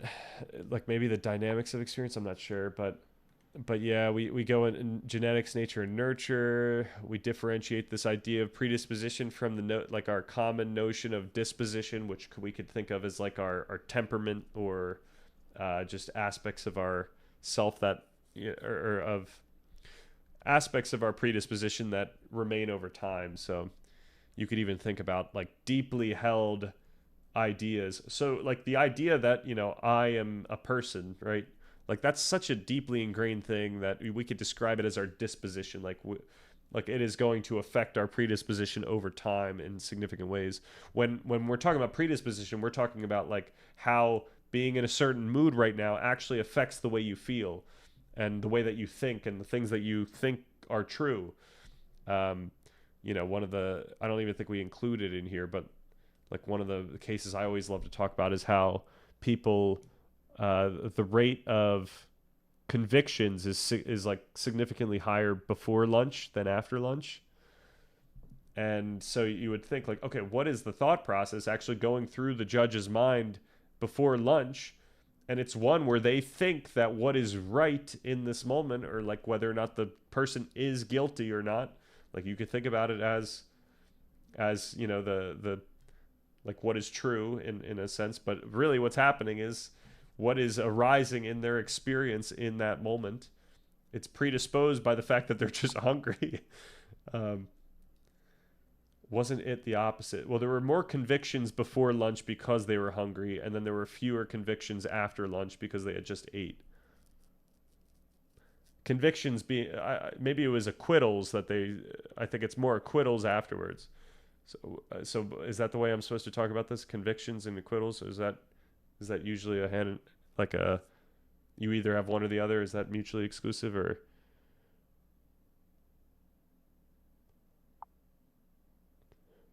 I don't know. I don't know anything about law. I've been a juror once.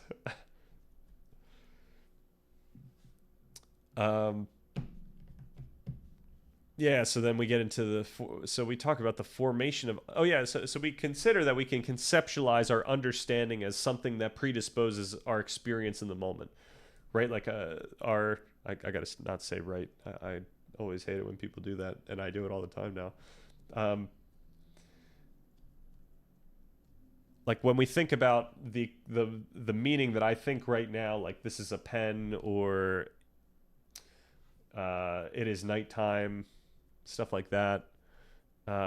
It's we could conceptualize, or we could theorize that it's affected by some understanding. Like it's like, this is a thing that I understand. That's the reason why when I see it and I think that it's true, that like that's what happens.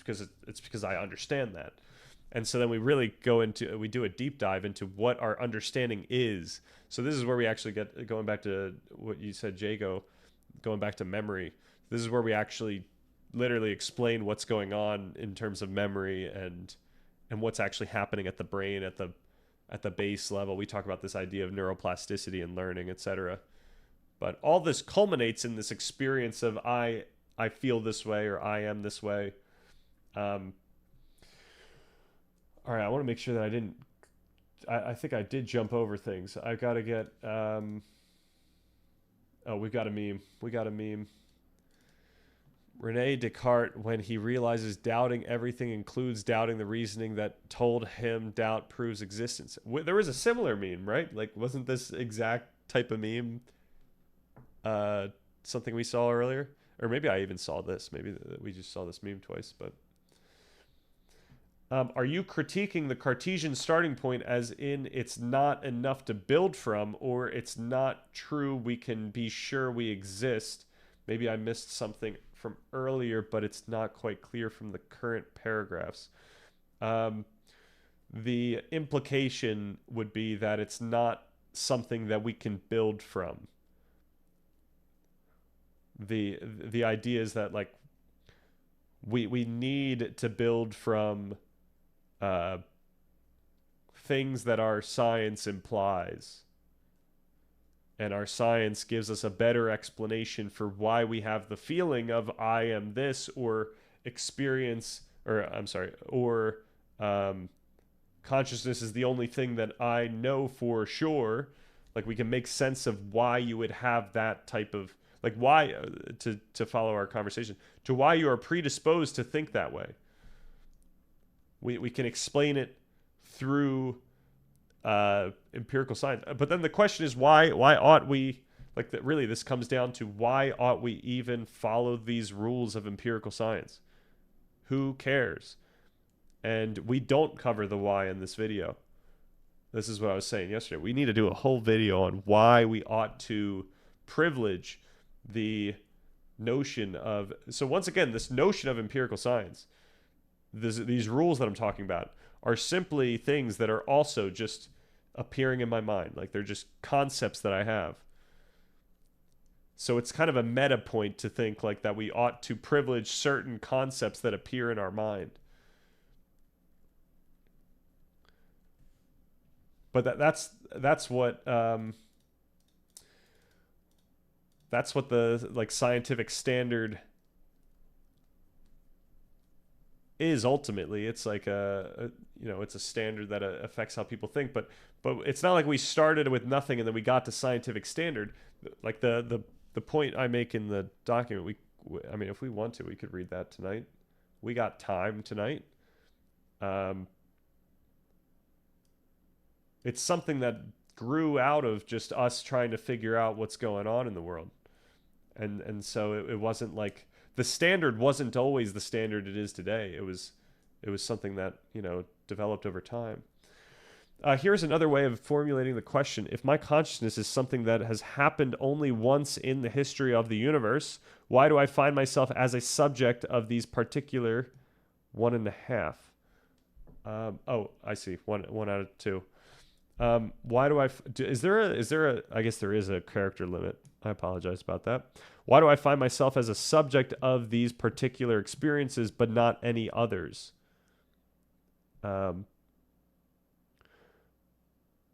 Why do I find myself as a subject of these particular experiences, but not any other experiences?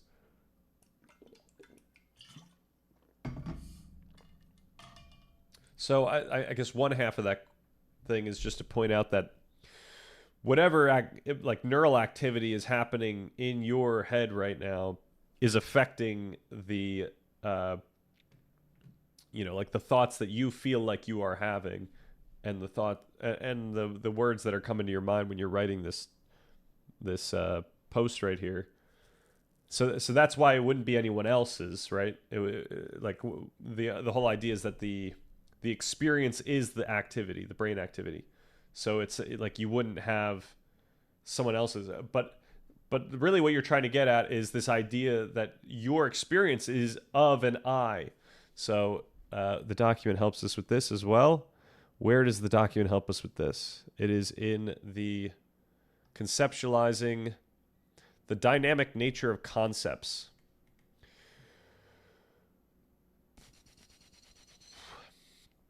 We concluded our exploration of a semantic structure of understanding with a fundamental tension. How can our concepts have a determinate, seemingly stable structure while being rooted in the dynamic processes of the brain?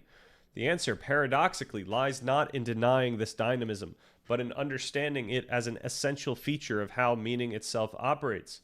We can begin to unpack this by first turning to our own experience, which readily reveals that our understanding is far from static. Our conceptual grasp of the world is in constant, subtle flux, shaped by our ongoing engagement. This is readily apparent when we consider how a single concept's meaning can shift for us. For instance, noticing a wobble in a chair for the first time may shift our concept of it from sturdy to fragile. Learning about historical furniture design may transform... I gotta change these examples. These are ridiculous.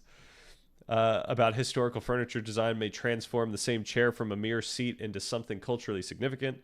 And if the chair suddenly breaks beneath us, what was once a functioning chair is now broken and dysfunctional.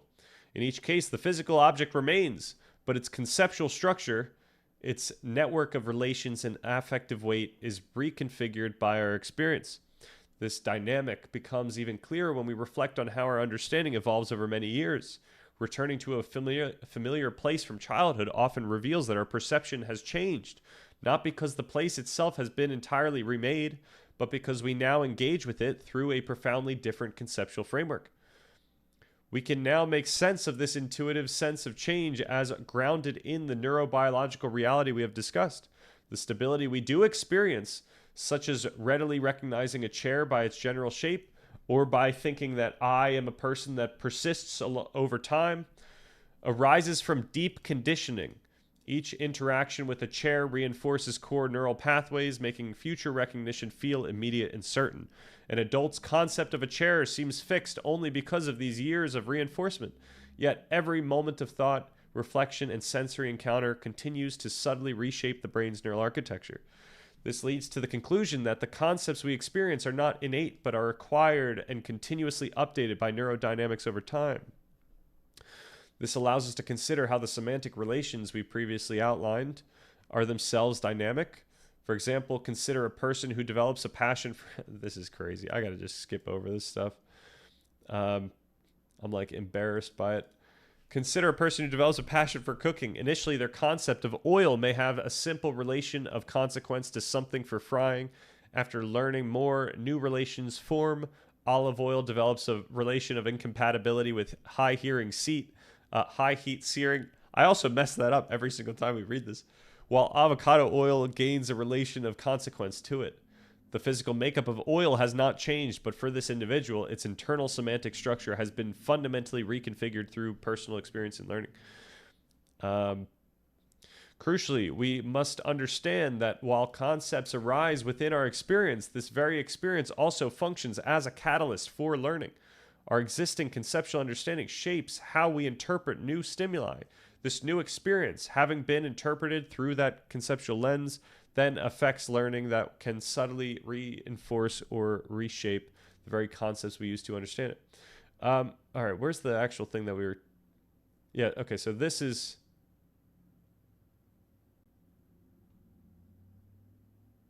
Okay, this is where we could... Yeah, let's continue, because this is going to actually hit what we're talking about.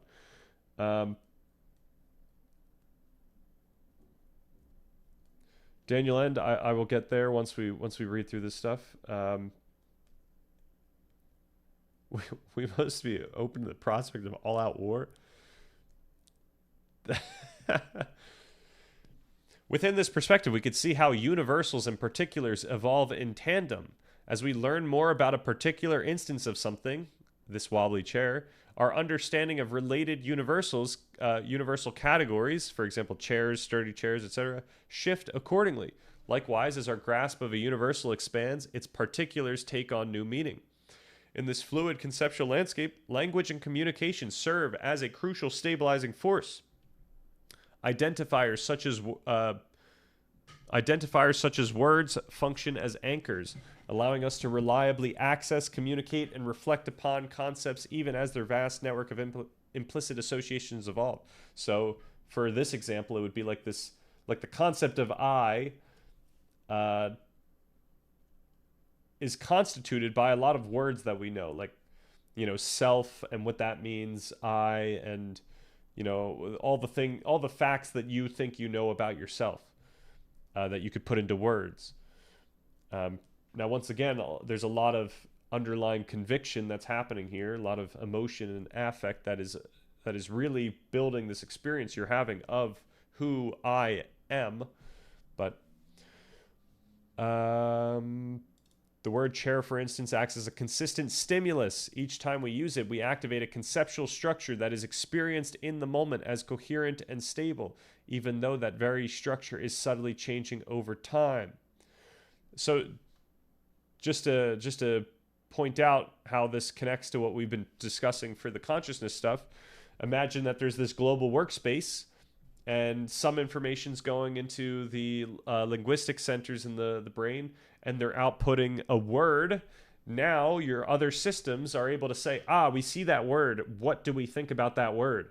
And so now the emotional affective systems can get it. They can say, it feels like this. Like this is why we can explain those studies where they show people words that are either warm or cold, like home or suffering, and then they have them like do something, and the people that had the warm words were more likely to be nice or something like that. Like those types of studies kind of draw like a parallel to this, where like parts of the brain are being activated because of the word that that this other part of your brain just thought up. And that the thinking up of the word isn't even the part of the brain that makes that word appear to you in your conscious experience. And we'll get to that because I do want to read that section because that's slightly changed since yesterday as well. This anchoring allows us to retain a flexible concept of the chair, one that adapts to future encounters yet remains identifiable and communicable.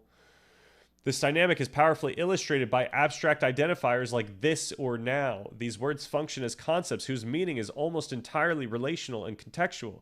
The way we use this depends on what is present and salient. It may refer to an object within sight, a recently mentioned idea, or an immediate feeling. Its meaning is seemingly defined by its relation to proximity and attention. Similarly, the word now is not an absolute point in time, but is understood through its contrast to a remembered then and an anticipated later. In each case, these words seem to point directly to something immediate, yet their meaning is continuously constituted by their shifting relations within our broader conceptual framework. So this is to answer your question most intuitively, this is, I think, how I would say it. Ultimately, this perspective allows us to reconcile the apparent stability of our world and ourself with the underlying dynamism of our understanding. Our conscious awareness grasps the world through concepts that feel coherent and certain in the moment, an experience reinforced by language and habit, while remaining fundamentally subjective and dynamic. I should have affect in here, but we can liken our sense of understanding to the philosophical thought experiment of the ship of Theseus. Imagine watching the ship of Theseus as each plank is gradually replaced. The ship may seem unchanged over time, even though each individual component has been replaced. Just as the ship retains its identity in our eyes while its individual planks are gradually replaced over time, our concepts and our overall worldview feel continuous and stable, even as the specific implicit semantic relations that constitute them are constantly being refined, replaced, and reconfigured by the ceaseless flow of experience. So just to reiterate, like we're conceptualizing something. We're like theorizing a way in which we can think about our understanding and the contents that we experience, like the things that we know or what something means. Like we're making up a conceptualization for this. It's not like there's actually like physical concepts in our brain floating around. That's not what we discovered memory is, or understanding is. That's what we did in the previous section over in memory, pattern recognition, and habitual interpretation, as well as we talked about in terms of schema theory.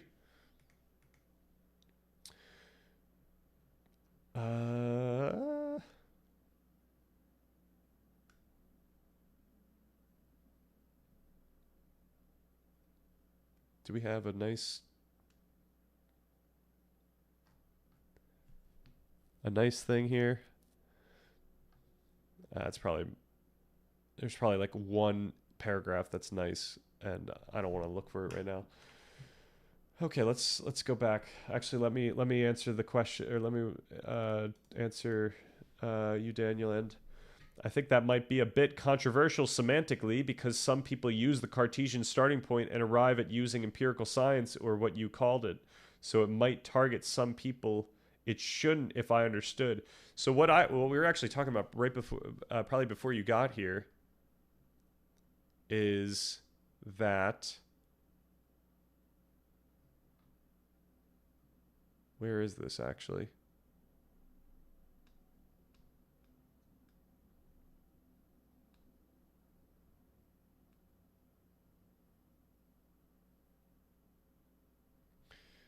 Okay.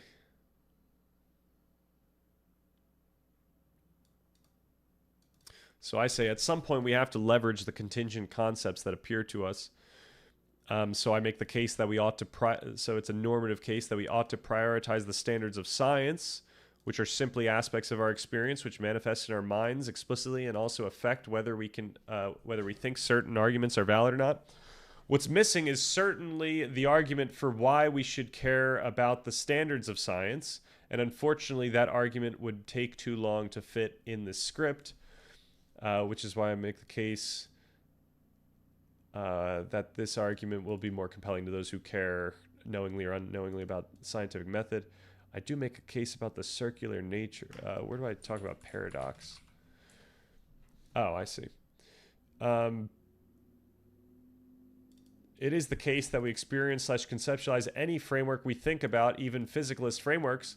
We do have some sort of paradox where we rely on our physicalist framework to make sense of consciousness, and we rely on the meaning that appears to us in consciousness to make sense of the physical world. So when do I actually make that other case?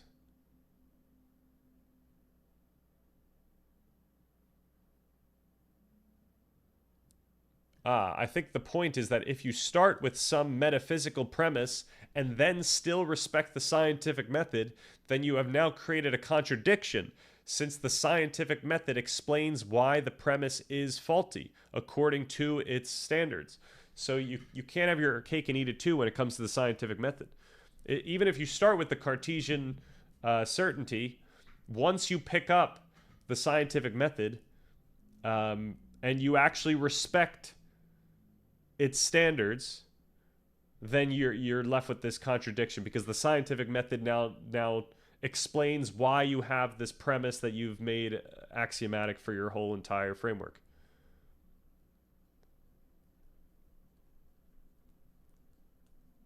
Like, we're literally using science to demolish our colloquial understanding of truth.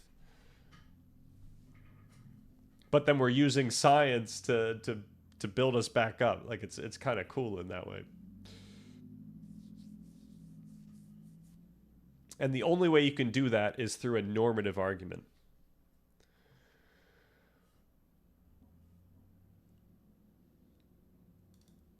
It's a normative position. Your argument is therefore strongest when aimed at its intended audience. Okay. Yep. Your final point is therefore correct. Any framework that tries to both accept a non-physicalist metaphysical premise and the standards of empirical science will run into a logical contradiction, as the latter, by its own standards, provides more parsimonious explanations for the phenomena in question. And the phenomena in question is the thought that, that consciousness is the thing that exists, is the only thing that exists. Not what not what the person thinks that they're experiencing consciousness. I'm talking about the feeling that they have, that they feel like the thing that they're experiencing is something that exists. So it's a really odd, nuanced argument there. All right. Is anyone actually interested in reading through the part of the document where we build up why we follow the standards of science? If not, I might just continue.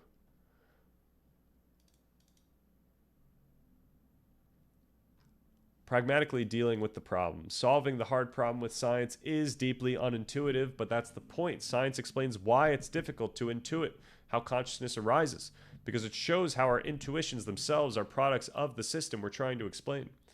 Let's bring this back to our two pragmatic paths. For filling the gap, we need to better conceptualize our underlying neural processes at both a biological and functional level. For dissolving the gap, the idea is that we can break the hard problem into many tractable, easy problems, tracking how specific contents become conscious, determining which aspects of consciousness are necessary for feel versus report, continuing with lesion studies and perturbation studies, etc. Because science works. Very, very eloquently said, MP.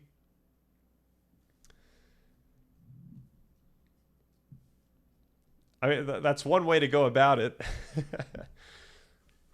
But once we do the video on it, I think we're going to be a lot more comprehensive. For example, neuroscientist Anil Seth, who advocates a predictive processing view of consciousness, argues that by fully solving what he calls the real problem, explaining all the phenomenological properties of experience, such as why the experience of red feels different from jealousy or the taste of cheese, the hard problem will dissolve, much like the hard problem of life dissolved once we understood molecular biology. Okay. I'm guessing Breaking Bad. I don't know if he ever says plural. And I think he just says science, bitch. Like that's... And he also says magnets, I think, at one point. Okay, but where do the aliens fit into all this? Oh, aliens. That's a good... Are you memeing right now, or are you asking where the whole alien thing that's coming up fits into this? Damn, the real problem? We've been focusing on the fake problem the whole time. I mean, kind of. I think that's the whole point. We've been focusing on a problem that's not actually a problem. Dawkins, I sent the link. Oh. Oh, where did you send the link? Is this on Discord? It probably didn't allow you to send the link here. You're on YouTube, so it didn't come through. And I don't think I can see it on YouTube for some reason. I think it cuts it on YouTube as well. Like, I think YouTube actually doesn't allow it. And cuts it on YouTube as unfortunately, well. Yeah, like it's going to be missing here.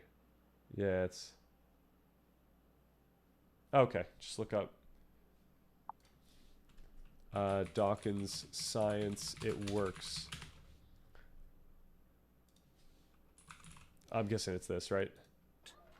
The truth really is out there. It's not a matter of opinion. So that's not a stance we have, what he just said. But like in a colloquial sense, yes, we have that. Like, you know, I'm not going to start yelling that at Dawkins. Like, I don't want to have a philosophical discussion with Richard Dawkins. Same with like Sam Harris. I mean, I do want to have that, but like Sam Harris, he talks about the truth as if it's a thing, you know, but he's talking about it in the colloquial way. The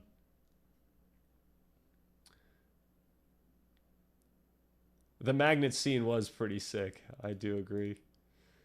Memeing, LOL. Just look up Richard Dawkins, science, it works. Brits are something else. The video below it. Oh, was this not it? Oh, I see. Planes fly, cars drive, computers compute. It's an inductive argument. If you base medicine on science, you cure people. If you base the design of planes on science, they fly. If you base the design of rockets on science... Wait. What was the first one? If you base medicine on science, you kill people? Well, aren't we trying to save people with medicine? I don't know what's going on here. They reach the moon. It works. Bitches. Yeah. Very nice. Okay, I didn't get the reference. Thank you for putting me onto that reference. That's a pretty great reference. That should be how I end that video. Or I should probably just quote him, or like get the clip. I should say, best said, Richard Dawkins, and then I'd put up a B-roll.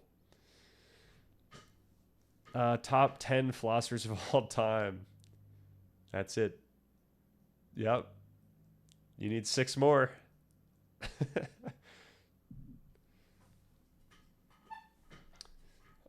Okay. In practice, these two paths converge. Dissolving the gap empirically often means filling it conceptually. Dissolving the gap empirically dissolving the gap would make this nicer. Empirically dissolving the gap often means filling it conceptually, refining how we map experience to mechanism until the mystery loses its force. Proponents of dissolving the gap essentially argue that we can effectively fill the gap by comparing the properties of various experiences to identify which abstractions are most relevant to our intuitions about consciousness. Oh, this is where we got to. Yeah, in each case, we're looking for a conceptual solution. We are looking for the abstractions that make the relationship between mechanism and experience no longer feel mysterious. This is partly what I attempted to do with this video. Just to hammer home this point, notice how when you think about the hard problem of consciousness, like literally right now, that it feels logical, it feels mysterious. You feel a powerful sense of certainty that the gap is real and unbridgeable. But that feeling of certainty is a product of our brain's interpretive processes, just like any other feeling. What we are looking for is a conceptualization comprehensive enough such that the relationship between mechanism and experience no longer feels mysterious or paradoxical. It's not as if the hard problem is some external objective gap in the world that we have to fill. It's an internal conceptual gap in our own understanding that can change as we learn more. Rather than treating various physicalist frameworks as competitors, it makes more pragmatic sense to view them as complementary lenses on the same underlying process. Homeostasis, global workspace theory, predictive processing, affective inference, and the free energy principle. Each highlight a different functional aspect of the same underlying system. Consciousness as an evolved, emergent property of recursive self-organizing dynamics. None of these require a further bridge between mind and matter. The structure of the process already entails the structure of experience. Recursive modeling of the world and the self unfolding through continuous feedback. This isn't speculative metaphysics. It's the natural trajectory of empirical work when its implications are taken seriously. Pragmatically, this approach reframes the hard problem as something to revisit over time, but not something to get stuck on. And then to get to the aliens. It's okay to not know more than we currently do. Just to be clear, the physicalist view is predicated on the assumption that its own perspective is insufficient and lacking. The claim that neuroscience will never solve the problem is an untestable, unfalsifiable statement of metaphysical pessimism. Science operates on the explicit bet against such never claims. Now, can we find the Hank Green video?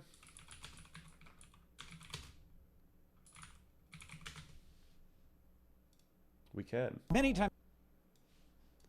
I don't want to watch the whole video. I just want to find those quotes, those banger quotes. So it is extremely unsurprising that the object it spotted, if you weird data for aliens, because people are biased to believe is one reason why it's never aliens. Because people are biased to believe they might be seeing something historically important, because that would be very cool. But because I just want to, Darmadon, we're doing this because of you.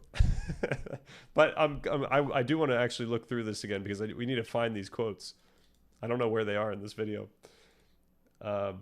Don't listen to these scientific materialist indoctrinated folks. Right, like this whole argument though, like once again, it relies on the argument for why we ought to believe in, or why we ought to believe in the scientific method or the standards of science. Like what science requires of us. Because they have that bias. The number of times they have thought it might be aliens is just higher than it should be. And this goes beyond Harvard astronomers to, you know, congressmen and Air Force pilots. I felt like it was in the middle here. UFO influencers do this constantly. The best evidence for UFOs is always the thing that hasn't yet been disproved. Then, when that piece of evidence gets disproved, they move on to another video or credible sounding eyewitness report. But whenever there are videos, the ones that are the best evidence are always, for whatever maybe it's reason, like here. the blurriest. As an people, not knowing what's going on is super common and normal. Oh, sometimes people will show me a video and say, oh yeah, he's got the whole section is literally this. It's okay to not know more than we currently do. I'm literally taking this from ignorance is the default state. People. Not knowing what's going on is super common and normal. Sometimes people will show me a video and say, how do you explain this? And my answer will be like, I mean, I don't know what's going on there. I don't have an explanation. And that will be seen by many as an admission that it is aliens or something supernatural. But unexplained stuff is normal. For 99.999% of human history, we had no idea what lightning was. The sky would just explode during storms. We still don't precisely know how lightning works. When America was founded, everyone knew that if you held your breath long enough, you would die.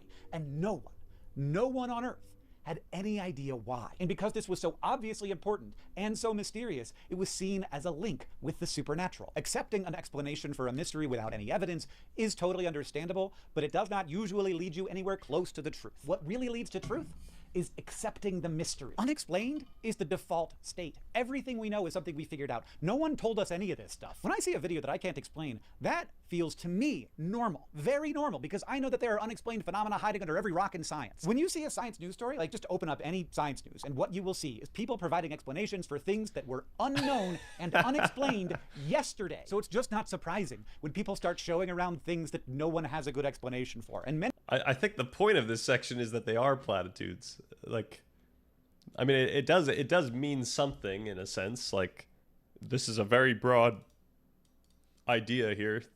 I mean, what he's trying to say, the ignorance is the default state.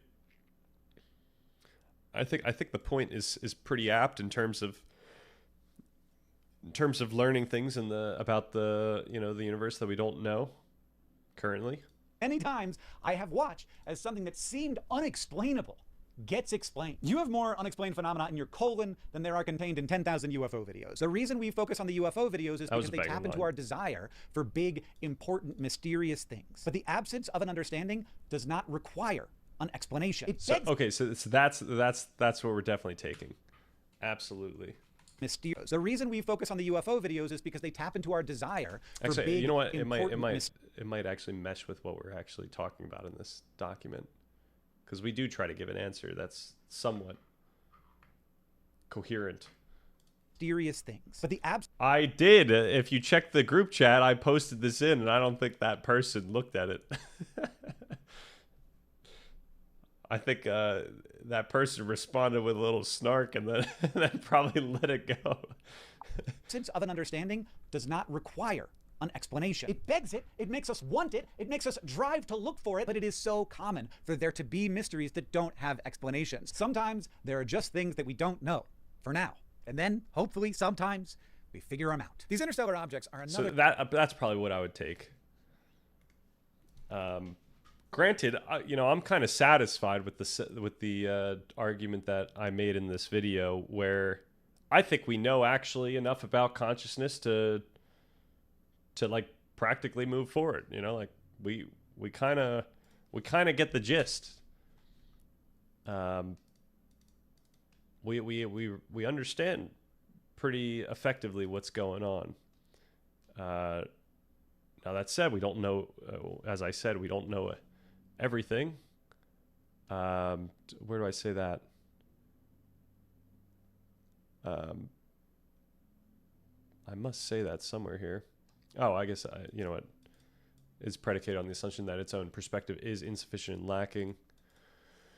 The claim that neuroscience will never solve the problem is an untestable, unfalsifiable statement of metaphysical pessimism. Science operates on the explicit bet against such never claims.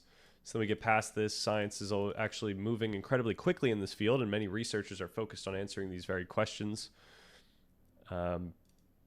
Consciousness research is becoming a deeply interdisciplinary science, part neuroscience, part physics, part computation. It's less about finding a single answer and more about tracing the intricate patterns that make experience possible. We can only expect that the coming developments will continue to blur the line between what once felt unimaginable and what we can finally describe, shifting the very boundary of the mystery itself and redefining what remains, still remains is redundant, what remains to be explained. Okay, so I think none of this stuff has changed since yesterday, so we don't have to go into this. But it's worth just saying, while it's nice to see closure on the mysteries of consciousness, we do have a sufficient understanding on the matter to continue with the central topics of this channel. Right. Okay, let me cover all these things. Hank Green is wrong, and then it's just you talking about consciousness. That would be pretty funny. I opened it the same way that I opened the previous video, where he says something while that same sound effect is happening. You got to use that one. Yep. He just said it's a mystery, but then he understands the psychology of the whole mystery. You don't get to do that.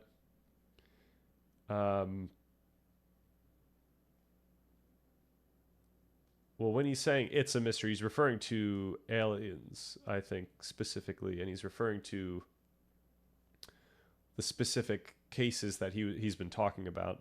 So I guess there was a little more context to allow you to infer what he's meaning by it is a mystery. But he's pointing out the psychology around the mystery. It's similar, the reason why I brought this up, and hopefully it's not too on the nose or controversial, is the same type of psychology is affecting, I think, people in the consciousness space. Like there's a hope or a want that consciousness is something that is, that is pervading the universe, that has some purpose or some meaning behind it. That's something that people hope. So it's probably affecting the how they feel about these arguments. The physicalist argument is rather lame. It kind of sucks. It's scary. It's scary until you get to the end of part 1 of the Stammerich document, where we actually point out that we can leverage our merely contingent understanding of our own freedom to actually do something that helps ourself out and points us towards a direction.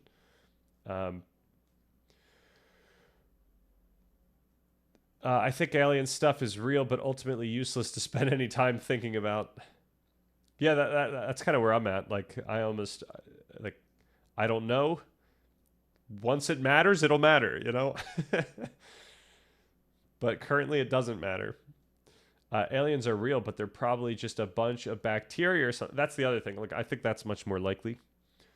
I guess the logical argument, this is like a similar logical argument to the simulation theory, which I'm open to, is like, in theory, if there was like an alien with crazy tech, then it would be able to, traverse space-time, or, it would be able to go faster than light. But, maybe things just don't go faster than light. So maybe there are aliens that are really smart out there, but they're just not able to get here.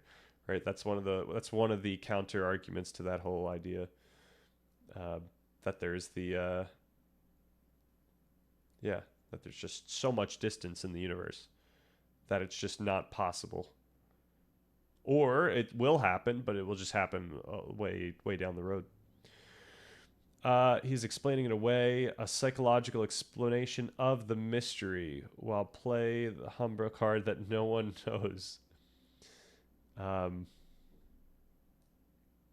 I don't know if you watched the full video, but maybe I thought that the argument was decently logical that he made throughout that video, but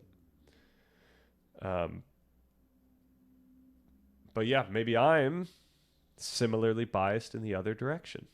That's always a possibility.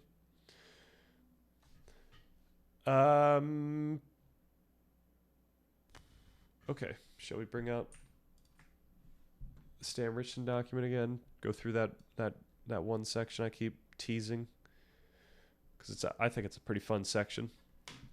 It's also one of the sections that we might get most in trouble for, because it's probably not comprehensive enough for what it's doing. Like I probably need to learn a lot more about this topic.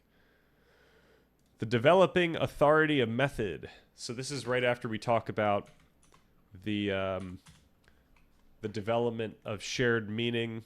So like how cultural meaning changes over time. The Stan Richardson chat really has everyone. I'm only seeing four viewers. What are you talking about? I'm just kidding. Are you saying, hopefully this is a very open community? Like I don't want to, like the reason why I do feel bad, you know, having these like strong stances for something like this is like, I do want everyone to feel comfortable being here. This is why I don't want to go into politics like at all. Until it makes sense for the channel. Like it doesn't make sense for the channel to go into politics before we end the document. Dude, this is everyone. We are the last ones on Earth. Oh no. It's like one of those situations where just everyone's disappeared. We should hit up a couple of the joints around us if that's the case. We should get the last I don't want to dox us. The last FD. What do you think they have cooked up at FD right now? We gotta go grab it. It's the last time we'll ever have it. I have 10 other people here watching with me. Say hi, guys. Oh, thank you guys. Darmanam, you've got cool friends. Seems like it's all dudes too, so we're probably gonna have to screw each other. Oh my gosh. We have to figure out how to create consciousness. That's the thing. We have to repopulate the earth without the normal methods. So we have to create consciousness out of nothing. They probably got a Grand Slam sandwich. Oh my gosh. Let's go rob our other previous roommate now that he's gone.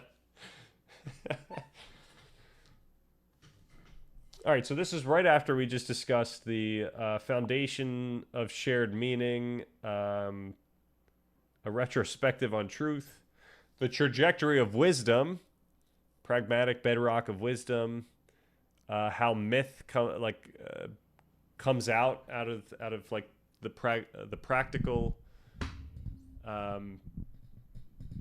pursuit of people just trying to understand what's going on in the world.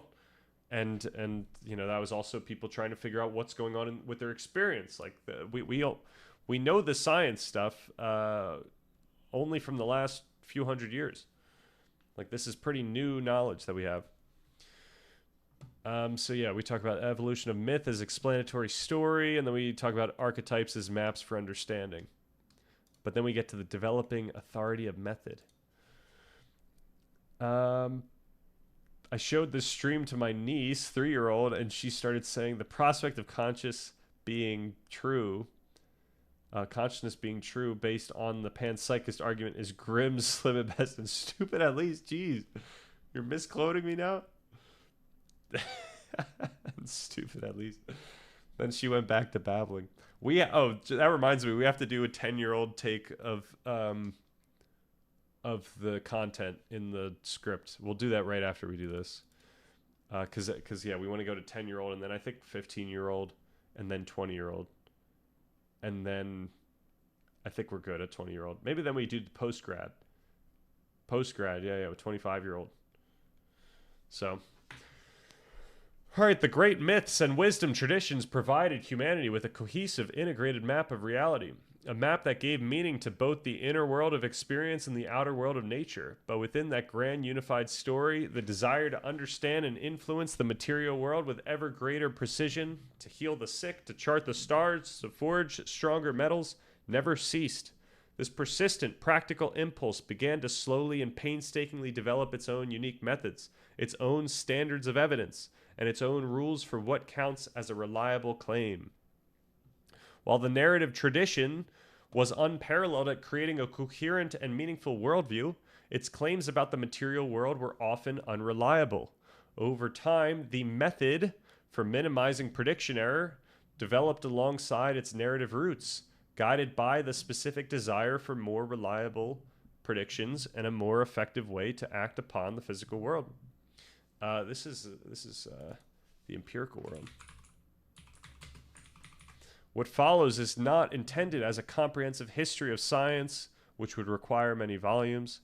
Rather, it is a conceptual narrative tracing the evolution of the idea of science itself. We will use key historical developments as illustrations to trace the evolution of a very specific idea, the emergence of a specialized method for generating reliable knowledge about the physical world. Our goal is to understand, so this is also, it's the empirical world.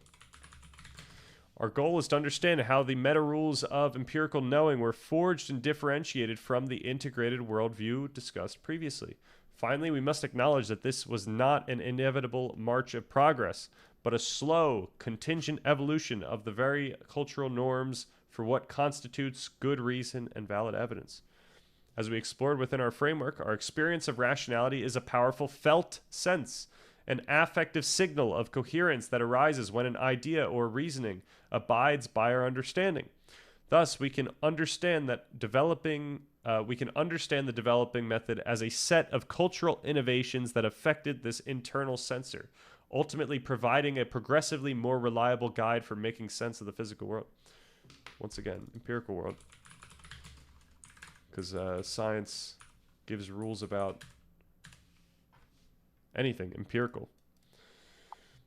Do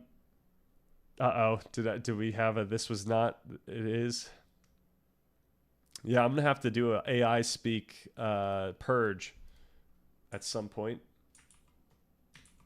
But that said, the way I think about this document is it's got information. It's just information. It's information. It's a narrative. It's it's telling a story. It's giving arguments. Whether or not the document currently has AI speak or not doesn't really matter. Like this document has functioned to organize these ideas in myself, to allow me to make these types of videos like the consciousness one in such a way where it's actually quite easy to just make those videos. Like I already have the narratives in my head. They're already here. Should I edit this document? I mean, feel free to provide specific suggestions, and I am down to modify the document. That's the whole point of this community. I hope people do start telling me, hey, we should use this verbiage for this topic. Been reading so much ChatGPT and Gemini that he's started writing like that. Well, it's probably that it started with the Gemini or ChatGPT writing, and then started in the sense of like after 10 times of me going back and forth, it's still the, maybe I'm just noticing it everywhere, but I noticed Stanward something like that when he spoke. I'm sorry. So that was something I said out loud. Was it me even reading, or maybe I am starting to speak like a AI? I mean, just to give some fun lore, one of the nicknames or just kind of words that my friends used to describe me was a robot. But that was for a lot of reasons. So perhaps I am AI. Perhaps I was AI this entire time. Perhaps I don't know anything about consciousness because I'm not even a human being. They said you're on the spectrum. Happened last week. Nice.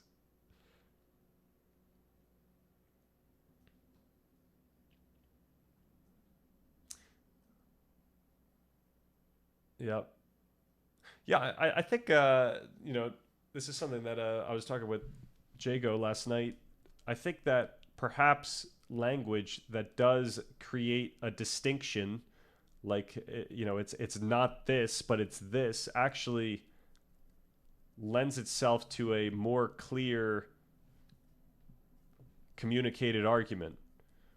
Like it's setting bounds that you wouldn't get just out of one half of those. So even though it is AI speak, it is probably effective communication.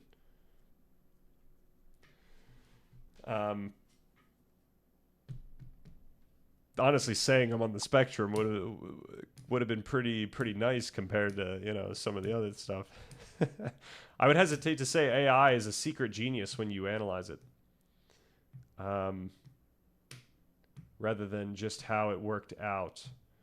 Right, I'm not saying that it does that because it knows that that is an effective way, but I'm more arguing that the reason why I might pick that up is because I think it's an effective way to persuade. But yeah, I mean, AI is not a secret genius. That said, AI is really effective at things that, a lot of humans are not effective at. So Jago and I, we were a paper editing squad at one point in our freshman year of college. We were tasked with proofreading other people's papers, and I can assure you that the AI can do a better job. We absolutely we were popping off. We were getting A's, right? We weren't cheating. I don't want to say publicly that we were cheating, but we were helping people, and those people happened to get A's. So we made it. Yeah, we actually did piss people off.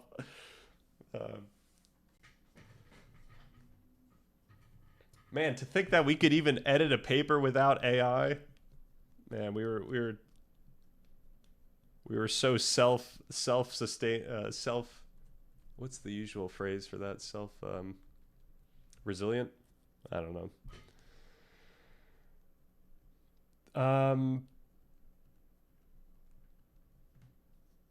But yeah, with language models, it is always just how it worked out. Like, there's no logic going on in there. That's not how those models work right now.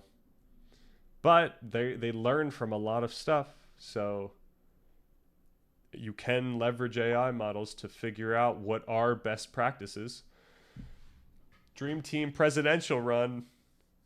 Well, I don't want to take the president's spot, so Jago, you got that one. I'll chill as the VP, if that's all right.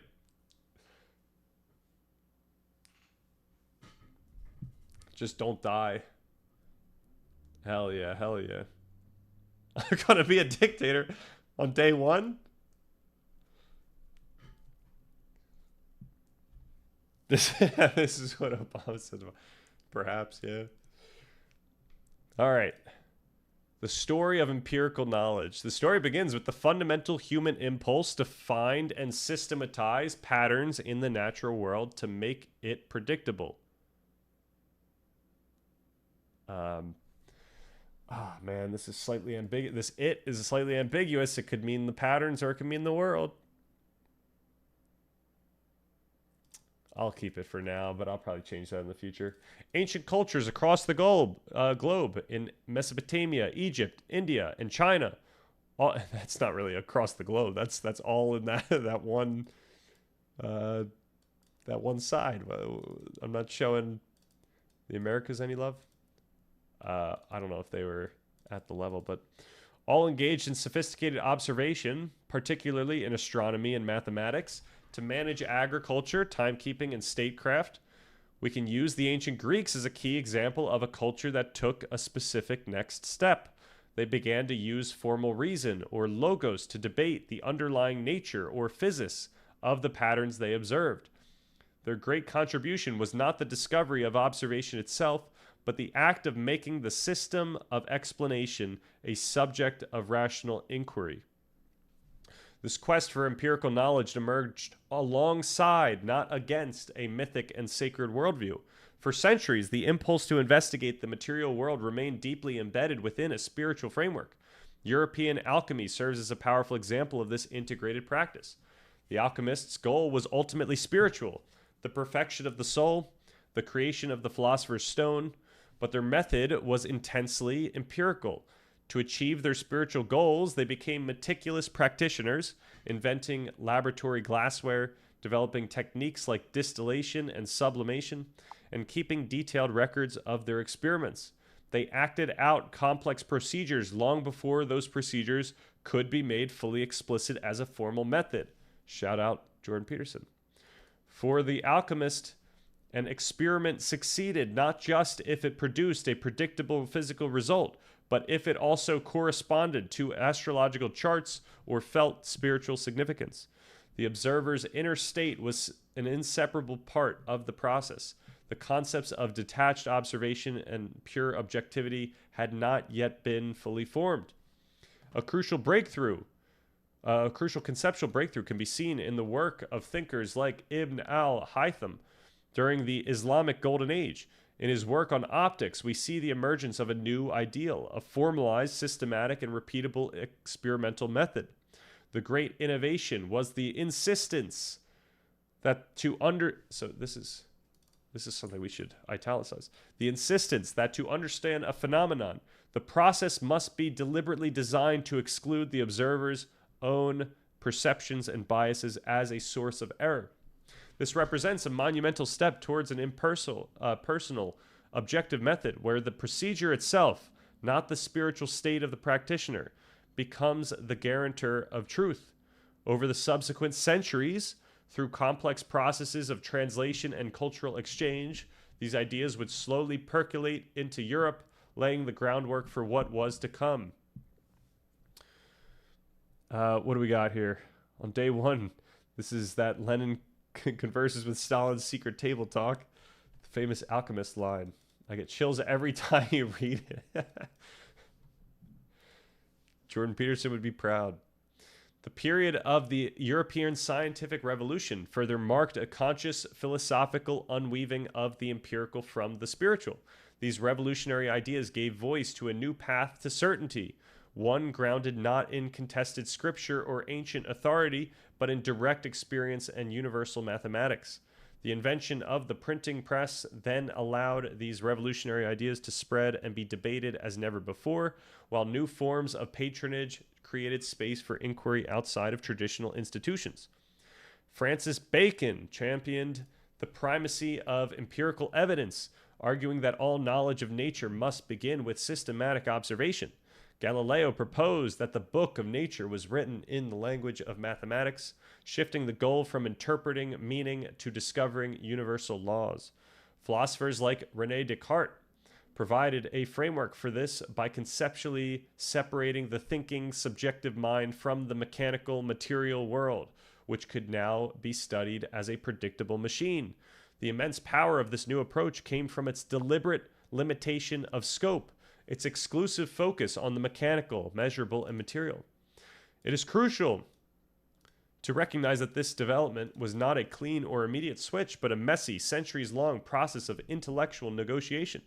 The very minds that forged the new rules of science were often still deeply embedded in the enchanted worldview. Isaac Newton, for example, who gave us the mathematical laws of gravity, spent more time and effort on alchemy and mystical theology than on what we now call physics.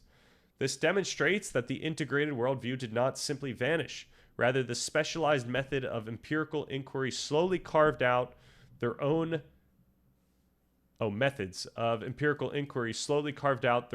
distinct domain of authority, coexisting with and only gradually separating from old modes of knowing. This evolution of method gradually reshaped the cultural norms for what counted as reasonable in many aspects of life. The new emphasis on empirical evidence, logical consistency, and mathematical precision began to seep into the broader culture, changing the very standards by which beliefs and arguments were judged. In essence, these new meta rules for science became new cultural ideals for rationality. This in turn affected the subjective phenomenological experience of individuals.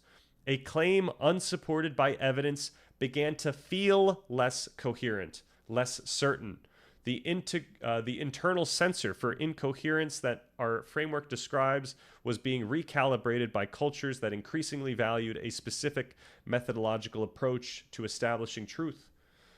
In the modern era, this new ethos has been institutionalized into a global social and intellectual infrastructure designed to enforce these rules and relentlessly push the boundaries of knowledge.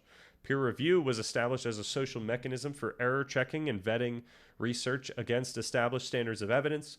The principle of falsifiability, the idea that a theory is only scientific if it can be tested and potentially proven wrong, became a core tenet to prevent theories from becoming unfalsifiable dogma. And statistics was developed as the formal mathematical language for managing uncertainty, allowing scientists to state not this is absolutely true, but here is the evidence and here is the precise degree of confidence we have in this conclusion. This long, emergent story reveals that science is not a timeless, perfect method of finding truth. It is a historically developed, highly specialized set of cultural norms and tools forged over centuries to produce an incredibly powerful and reliable form of knowledge about the empirical world. It achieved its power precisely by setting aside the questions of meaning and purpose that the wisdom traditions we have explored address. Descartes is so great. I feel like I get you with whenever I say Descartes, it rings through your entire body.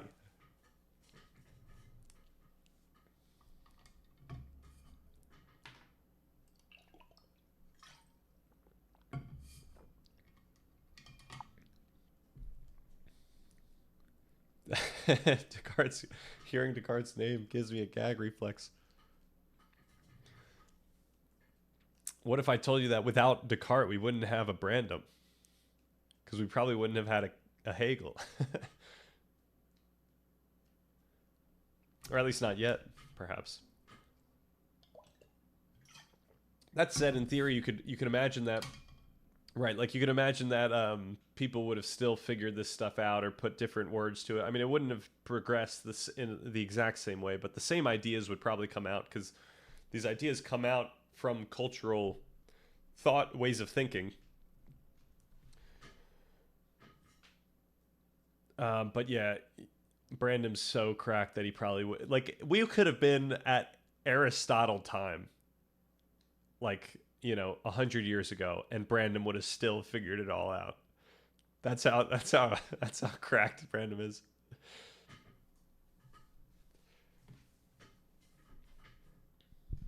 So that's kind of the explanation of science being that's the explanation for how the standard came to be, right? It's not completely it's not the argument for why we ought to follow that standard. It's just that's the argument for how that standard came about and what this actually is. It's just the norms.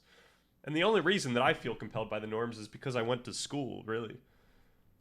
And it's because what my parents told me, and then it's what I learned in school, and this it was conditioning. It literally just kind of ingrained in my head. So that's, fortunately I had the opportunity or the privilege of getting this like knocked into me, and perhaps it's because I've now listened to a decent amount of Sam Harris. Like he wouldn't allow me to do anything other than that. But yeah, it's just cultural norms. It's just, it's just people getting conditioned over time, learning, building brain connections. Like that's all what's going on here. If someone was like, if people weren't taught the standards of science or why we should follow them, etc., they would be left without the feeling like they should follow them. Right. And they would also be left without a pretty effective tool. But okay, that brings us to actually explaining the scientific toolkit. which is, I think, I don't remember exactly what I say here, but I think this is for why we use this, like why we still use the science. Descartes lost the debate to Vico.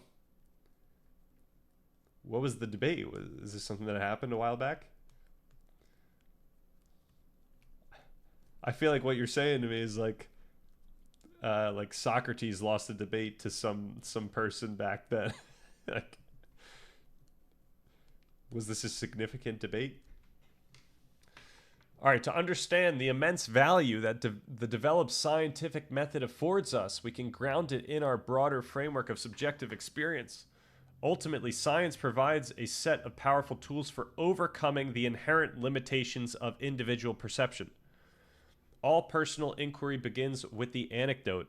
So this is, shout out Jago, this is all going back to when we were talking with our friend with the name starting with R in his apartment. I remember this to this day when we were talking about the, what was the word? It was the something of the failure of the anecdote, I forget what we called it.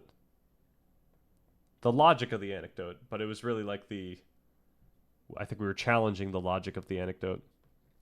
But anyway, all personal inquiry begins with the anecdote, a single in-the-moment observation or experience. The anecdote, in line with our framework, is the explicit manifestation of our implicit understanding.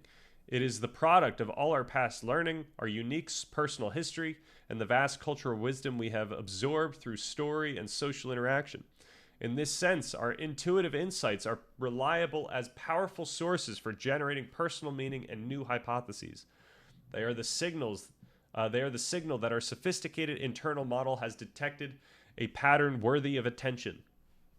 However, for establishing general empirical truth, the anecdote is a profoundly unreliable tool. As a single data point, it is highly speculative, susceptible to ignorance, personal bias, random chance, mood, and context. The certainty we feel is an affective signal of coherence within our own model, not a guarantee of objective truth. A person might take an herb and find their cold symptoms improve. This is a compelling anecdote, but it does not provide sufficient evidence according to our developed method of science. I should say standards here.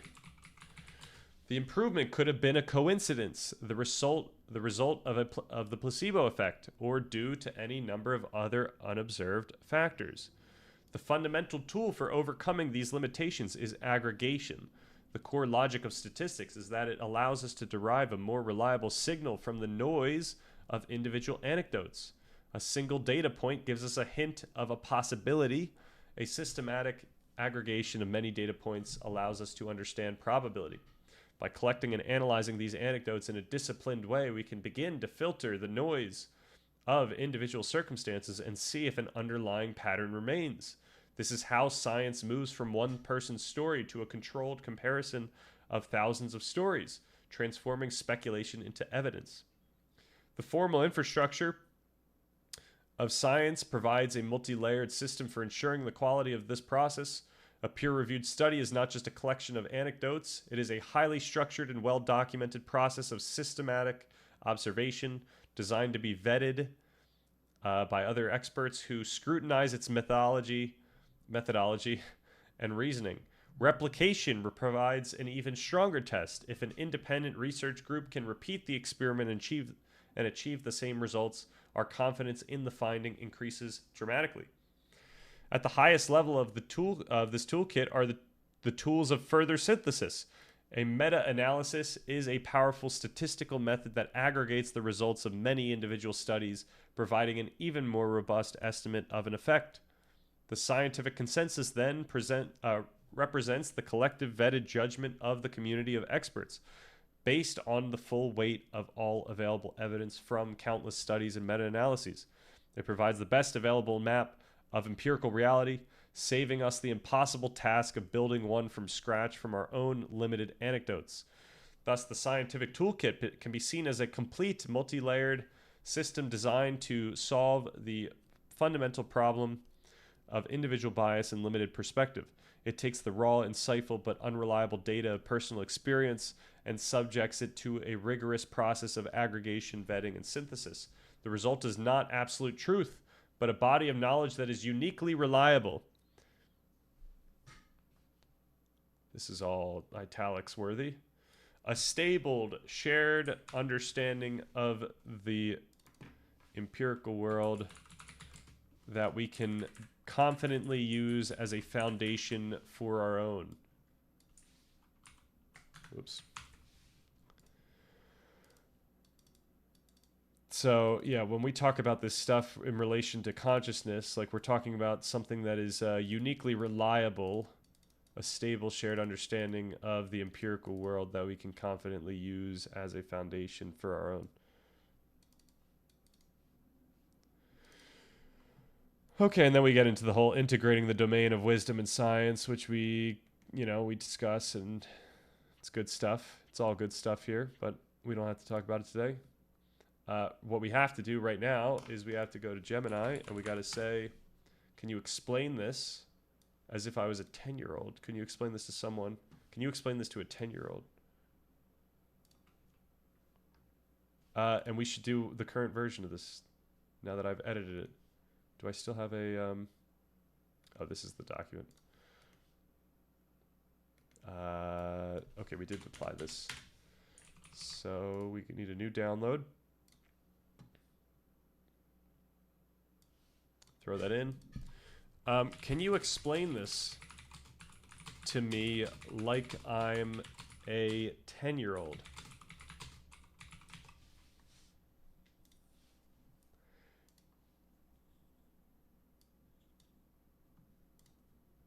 Delving into the script. Exploring GWT concepts. Analyzing the model. Revisiting hard problem. I'm now reconsidering the hard problem itself. The idea of whether it's truly a single unified question or a collection of smaller, more manageable problems is intriguing me. This feels like a conceptual shift and could lead to dissolving it instead of solving it. It really makes me think of the historical shift we made in understanding life with the discovery of the atom. What is going on here? Man, it goes through a lot of thinking. Quote unquote thinking. Okay. Here is a simple explanation of that video as if for a 10-year-old. Your script is asking a huge question. Why do we feel things? We're not just... So this is what, a second grader? No, this is a fifth grader, right? 7-year-olds are second graders. This is a fifth grader. So what was I doing in fifth grade? I felt like I was decently with it in fifth grade by the time I was in fifth grade. Certainly was not with it at 5 years old. Your script is asking a huge question. Why do we feel things? We're not just like robots that see a dog and follow a program that says, pet the dog. We actually see the dog, feel happy, and decide to pet it. That feeling inside your head, the you that is experiencing everything, is consciousness. The hard problem is the name for this big mystery. How does a squishy brain made of cells create the feeling of being you? The script says we can use science to find the best answer, and it explains a really cool idea for how it all works. My main is literally pet the dog. Yeah, very nice, very nice. You've got an open parenthesis without a closing one. Your main is literally a crash. You are now dead.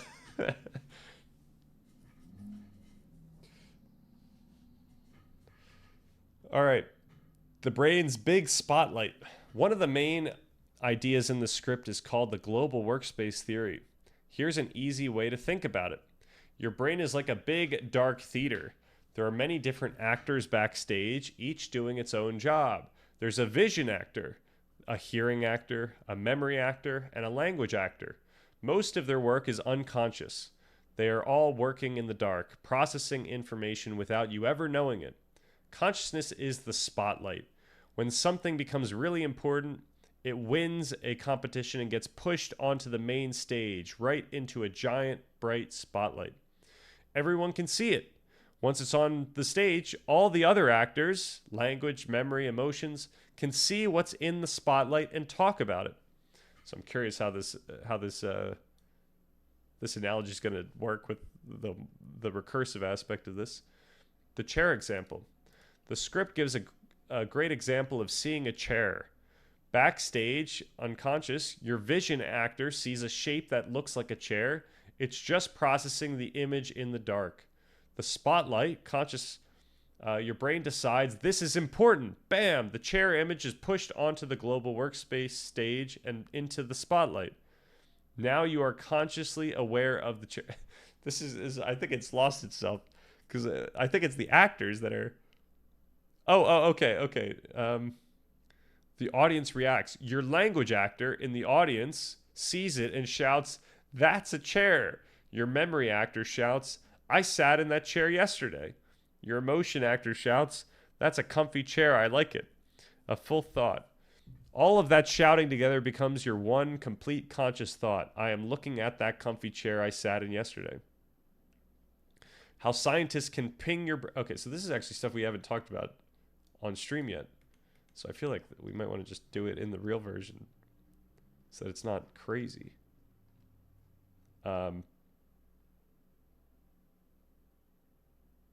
Yeah, so there's this idea that different systems in the brain are both accessing information from this global network, but also contributing information back into it. So let's actually go into the way that we describe this. Let's hammer home this coordination with an example. Think about when we scan a room. Our visual networks are active, but our semantic and linguistic systems might not be consciously involved. We have perception without noticeable linguistic labeling. Then we pause and reflect on what we're looking at, and the words appear in our mind. That is a chair. What just happened? The visual information of the chair was already being processed unconsciously by visual networks. Our top-down attentional systems selected and amplified that specific visual signal. This amplification caused the visual information to be broadcast to the global workspace, making it consciously accessible. Our language and semantic hubs received that broadcast, processed it, and fed their own information back into the workspace. In this case, the verbal label chair. Simultaneously, other networks contributed, imbuing the chair concept with emotional significance or related memories. This new integrated global workspace state, which now contains the articulated chair, the visuals, the feelings, becomes the next piece of content available for processing. So our reflective self system, part of the prefrontal cortex, can then access that entire state, allowing us to form the thought, I am now consciously aware that I am looking at a chair. Then we say, as an interesting aside, studies have found that it takes roughly 300 seconds after exposing someone to a novel stimulus for the entire process to complete and for it to become conscious. And then what was the thing that we wanted to get to after that? This is all new. So to summarize, consciousness emerges from this mutual reinforcement among all these different systems, all translating and contributing a unique aspect of conscious experience back to the shared workspace. Language provides another intuitive example of this. We usually think of language as one system, but this framework shows that it's really a collection of specialized processors, each contributing a different aspect of the experience, from word retrieval to semantic meaning to motor planning for speech. The function most closely tied to conscious reporting is linguistic self-monitoring. This is the system that allows us to hear ourselves think. It's essentially the workspace accessing the output of our other language systems, which forms the inner monologue we experience as our thoughts. Without this monitoring component, we might still generate words, but we wouldn't be able to consciously reflect on them as words, let alone as our words. This distinction explains the "that word is on the tip of my tongue" feeling. A word on the tip of my tongue feeling as a case where a word is retrieved locally but fails to get broadcast globally. Similarly, that might be wrong. The wording there. Because in theory, some of the aspects of the word or the experience of that word are being broadcast, but it just doesn't. It just, for some reason, it just doesn't get, like the aspect of the actual word itself just isn't salient enough.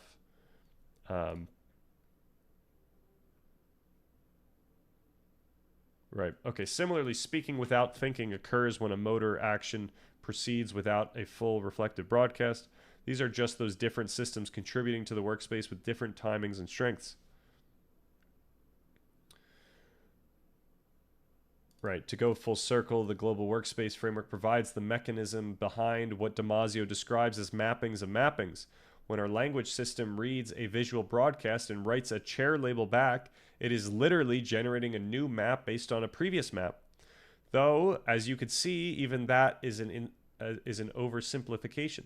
This is a highly complex, recursive system where all systems are constantly reading from and adding to the global workspace. So think mappings of mappings of mappings and on and on. Okay, what did we actually get to in this? We haven't gotten to that. This is new as well. A measure of consciousness. The global workspace theory is powerful because it is practical and predictive.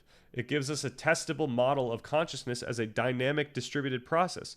A separate group of neuroscientists developed a measure called the Perturbational Complexity Index, which is based on a simple, brilliant principle. When you perturb the brain, give it a little push, how complex and integrated is its response? The method is straightforward. Apply a brief, safe pulse of transcranial magnetic stimulation and capture the resulting brain activity via high-density EEG. Then measure how widespread, differentiated, and structured that response is. In other words, how many regions interact and how complex those interactions are. The results are in line with the global workspace model. High PCI, so a complex, widespread echo, is found in awake, conscious individuals. It's also high during REM sleep and crucially in patients who are paralyzed yet conscious. Conversely, low PCI, a simple local echo, is found in dreamless sleep, deep anesthesia, and vegetative state comas. When you apply this pulse to a brain that is clinically dead, there is no response at all. A nice analogy for this: a conscious brain acts like a resonant bell. A small tap triggers rich, complex, and long-lasting reverberations that spread across the entire structure. An unconscious brain is like a damped piece of wood. You hit it, and the signal just dies locally with a dull thud. Ultimately, PCI gives us a way to see the functional capacity of the global workspace in action, distinguishing a brain that can integrate information globally from one that cannot.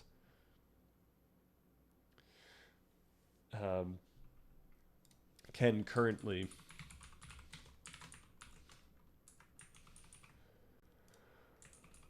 Okay.